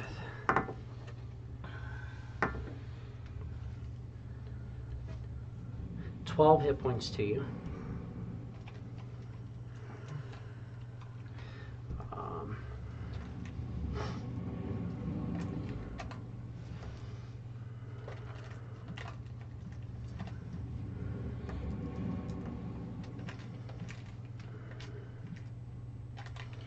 So these out, because that's the rest of the spell. If I can keep it, because now that's a fun part of this, is that now that he's kind of hidden, or not hidden, he's more susceptible to losing shit. But that's that. Moves in, casts that, and we've got 3 of them died. 3, 4, 5. I have 7 of them left. We're going to start off. You've got a warding wind around you. These guys are that. So I'm going to go. I have 7 left. So we're going to go. Let's do 2, 2, 1 and 1 and 1. So 2 shots on Tarquin. That's a 19 and 16. Okay. Both hit. Mm-hmm. 10 and 5. 15 piercing. And then I've got a disadvantage attack at you, but I also have advantage because you failed fairy fire. So I was flat roll. going to say, It'll be a flat roll. listen to me, hear me out on Yeah. this. Uh-huh. It makes me bright, Uh-huh. so you can see me. Uh-huh. But warding wind blows your arrows away. You still have disadvantage. Mm-hmm. Anytime I have advantage and disadvantage, You they still counter have- each other. You can see me. You're magically. It affects you. You're The magic. arrows, I know, I'm not. aware. It's Also, supposed to be you're so disadvantage. bright that I can actually see the pattern of the wind just a little bit swirling around you. The dust is glowing, so I can compensate. I was going to argue, Just but a- okay. I can the light coming off you from the fairy fire is lighting up It's the not dust, that bright. spinning around you. It's not that bright. It is bright light. Is it? It's brightish. It's enough to light you up. I mean, that makes sense You're for like glowing. a trained elven archer. They'd be like, okay, it's super windy. I need to like. Only That way. only one of them is shooting at you because of that. But you know which way the winds are blowing. That's the problem. It's warding wind. It's a. I do because of that. The thing. It's an AC Because of the 22. Fucking job. 5 points of piercing. It's a damn good archer. The elven archers there. They are. Okay. Cicatrix. Absolutely hit him. He takes 7 piercing for 3 piercing. I thought I had him up. Apparently for some reason. Oh, I know. I did actually replace him with a hag. I was on his screen and I pulled it up. But I said 7 for 3, so 3 points of damage.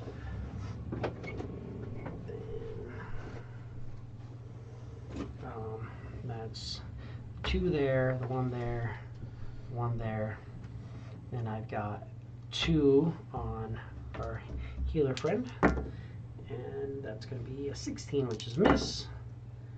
And a 15, which is a miss. Hell. So that's the 2, 1, 1, 1. And then I've got 1 more, which was on Velnock. Flat roll for a 19. That is 4 points of piercing damage. Cicatrix is now up. Glad I drank that soup. Holy shit. With a leap, he can get there easily enough. Okay. You attack He recklessly. could actually leap to like right here. Kind of trying to get closer to the guys. Attack recklessly. You got a 18 plus 9, so 27. That is a hit. And he does. I think you'd probably roll that. Mm-hmm. Yeah. What, 18, 23, 33 damage? Holy shit. 34 is his max, so yeah. That guy's absolutely obliterated. And then how much? That's it. That's all his movement. Well, we can tell Alex that I'm playing Cicatrix. From now on. Perfectly. Clef, you are up. You guys are really agreeing with him today. You're gonna leap straight through the. Man, y'all are putting in the work. I just poisoned this dude. Still up. I'm just like, I feel sick. They're also, he's attacking guys who are shooting arrows at you. You're attacking guys who are shooting like lightning bolts at you. So they probably have a few more hit points. That's fair. Yeah, I'm going after the Oh, mages. fairness. That's true.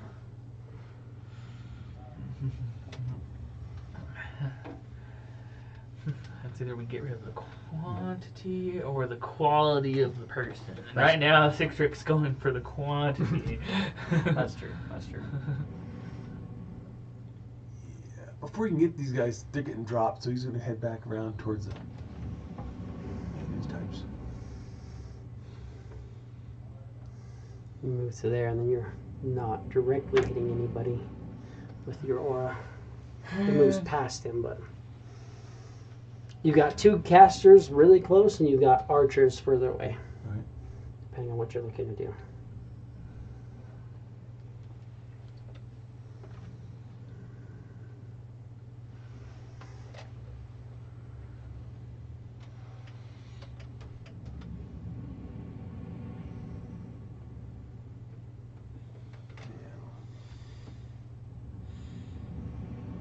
Is that where you? Yeah. Yeah.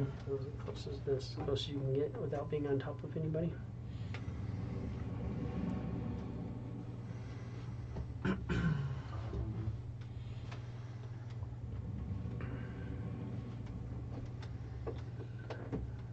Bonus action.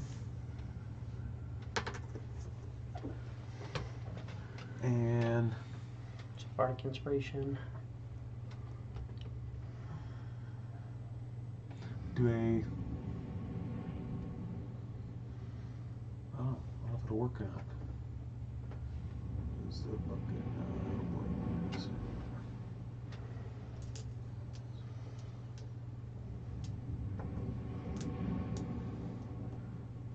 Deafens me and other creatures in my area. It says it deafens me and other creatures in my area. Does that mean that I can't speak out You of can it? still speak out it. Okay. Yeah, deafen just means that you fail any ability check that requires healing. Right. Doesn't mean you can't shout out of it. Then You're probably actually a little bit that loud. mage needs to fail a fucking wisdom save.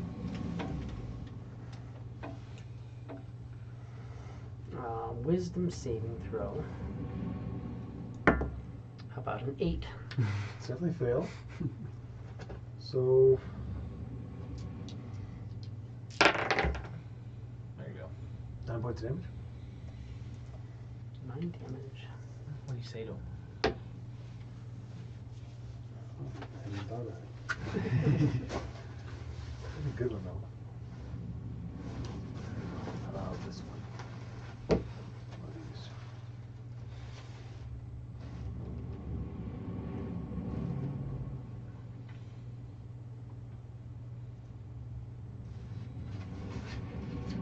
These are pretty weak.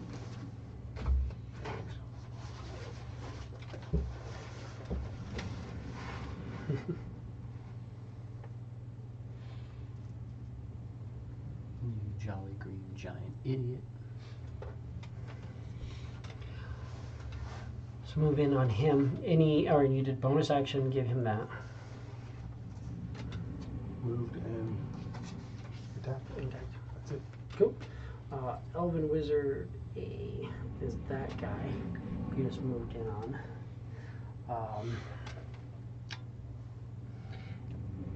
I'm going to.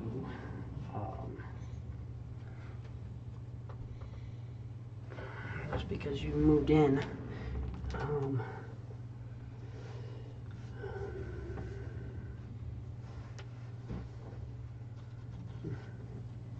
I'd love to take him, but I can't take him because I'm gonna electrocute the shit out of him. He's got lightning bolt right across you guys, meaning I'm hitting the horse too. I wanted to take the horse, but I won't. So I need a dexterity saving throw. Ooh, horse is gonna fail, Oh and no. so's Blotch. Damn, our card is blocked. 17. 17.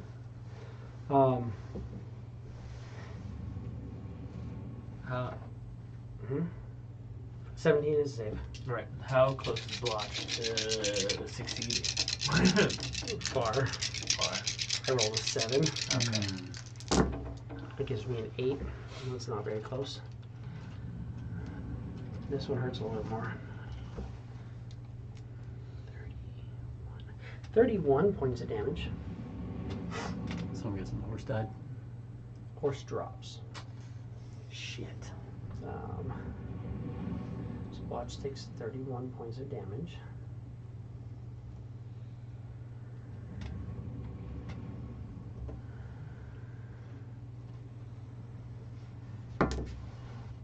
Maintains concentration though. That's the important part. Did not lose my spell. So you take 15 points of lightning damage. Lightning You bolt want to save, huh? attacks through it. 31, yeah, save for half. Horse drops. That's problematic.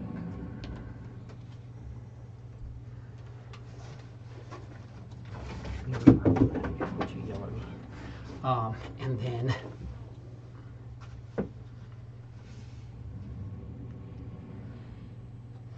there's no way to get all 3 of you, but I can get 2 of you. I'm also getting you. And how bad do you look right now? Bloody. Bloodied. How bad do you look right now? Critical. You're like really fucked up, yeah. I'm gonna try to tag both of you guys. So one lightning bolt, I'm gonna miss, just barely miss you with the second lightning bolt because I'm gonna hit the 2 of them. Technically, it's gonna.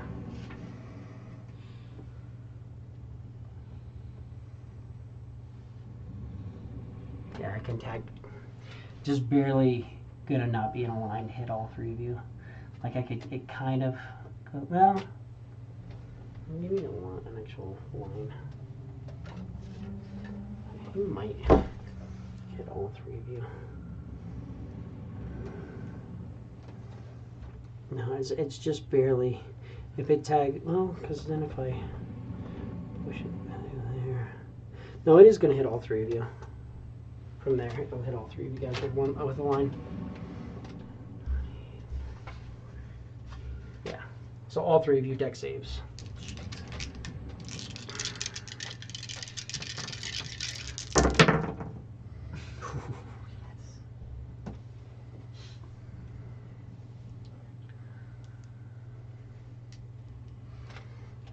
Two. 19. That's a save. Dex save? Mm-hmm. Nope. So you 2 each take How close are you? Or what do you act in? 26. I'm 11. I don't think it will really help. I don't know Probably what not. to say this. I could bend luck. I'm doing it. As a reaction, I bend luck, and I'm gonna add 2 to your roll. 13. Does it save? 13 does not save. Just barely off. So Yeah, we're fucked. I take this 26 one. damage. I'm done. I'm also dropped.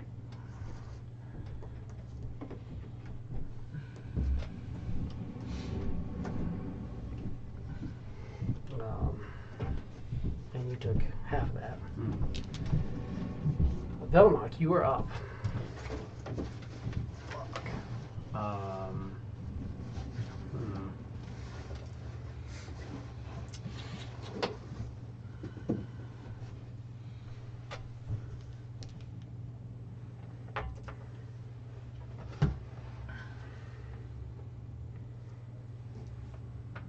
He's got to roll 20 now.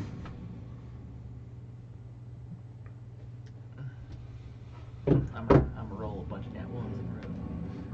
I've already rolled 2 just on these saves.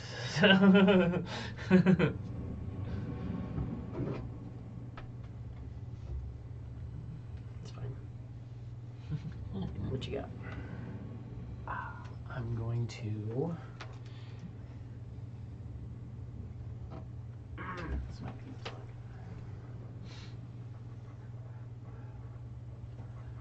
And he's almost bloody. like a 10-foot space. That's 15 feet between them. Is that 10-foot space between those two? Yeah, 10 foot there. Um, What are you trying to do? think about thunderstepping in between both of them to try to take them both out. Oh yeah, if you moved in between them and thunderstep, they would hit them both. I'm going to try to do that. I'm going to thunderstep in between both of them. Well, so you'd move in between them and then thunderstep away, because thunderstep is where you leave. So you'd move around to this side and then okay. thunderstep away. Okay, yeah. I'll do that and then thunderstep. Where do you want to thunderstep to? You got 90 feet. Here. Yeah, so anywhere in there. So you said you want to go right there. Yeah. Is that exact space? I didn't see where you pointed exactly. Yeah. So both of them, it's what, a deck save? It is a con save. Con save. My wizard has a 0. 11's not going to do it. Ooh, nope. And then my scout has a +1.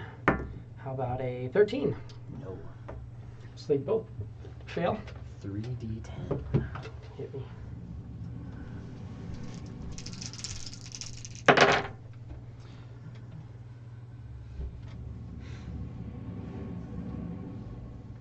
Um, 20. 20. One thing when you're adding numbers, 7, 8, 5 is 10, 10. If you think about it, because 5 is 2 and 3. Yeah, 20. 20 points damage. This guy is very, very bloodied, Oh, not liking life. The other guy is very, very dead. Oh, hell yeah. Oh, got one of them at least. Is that? And then this guy gets attacked for free, plus also you get your bonus still. Let's see.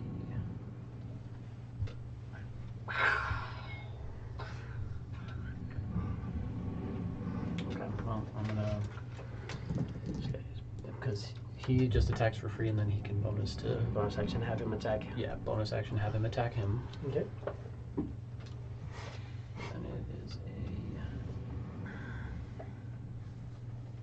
Shit, there's a lot on this one.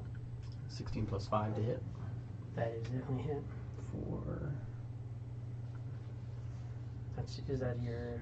the short bow. Or, well, crossbow. Yeah. So it's D. The crossbow's the D10. That's the big D10. good one, yeah. 11. 11. He falls. Hell yeah. And the other guy just attacks randomly. He'd probably just attack the next guy. Yeah. So This one here. 19 plus 5. That's a hit. That one's just a d6. 9. 9 points of damage. He is bloodied. And we will end there. Nope, you don't get the roll. That'd be funny if you rolled a natural 20. I'm sorry. That would have been great. I said we end there. It No, was no. it was 16. So we'll see next week what it actually is, because that didn't count. Right. Ruahaha. Well, we killed half of them. They've killed half of us. They killed half of us, including our poor horse. Yeah. I'll The have horse my isn't skeleton. dead yet. Oh, he's not dead. He's just down. Just down. That's true.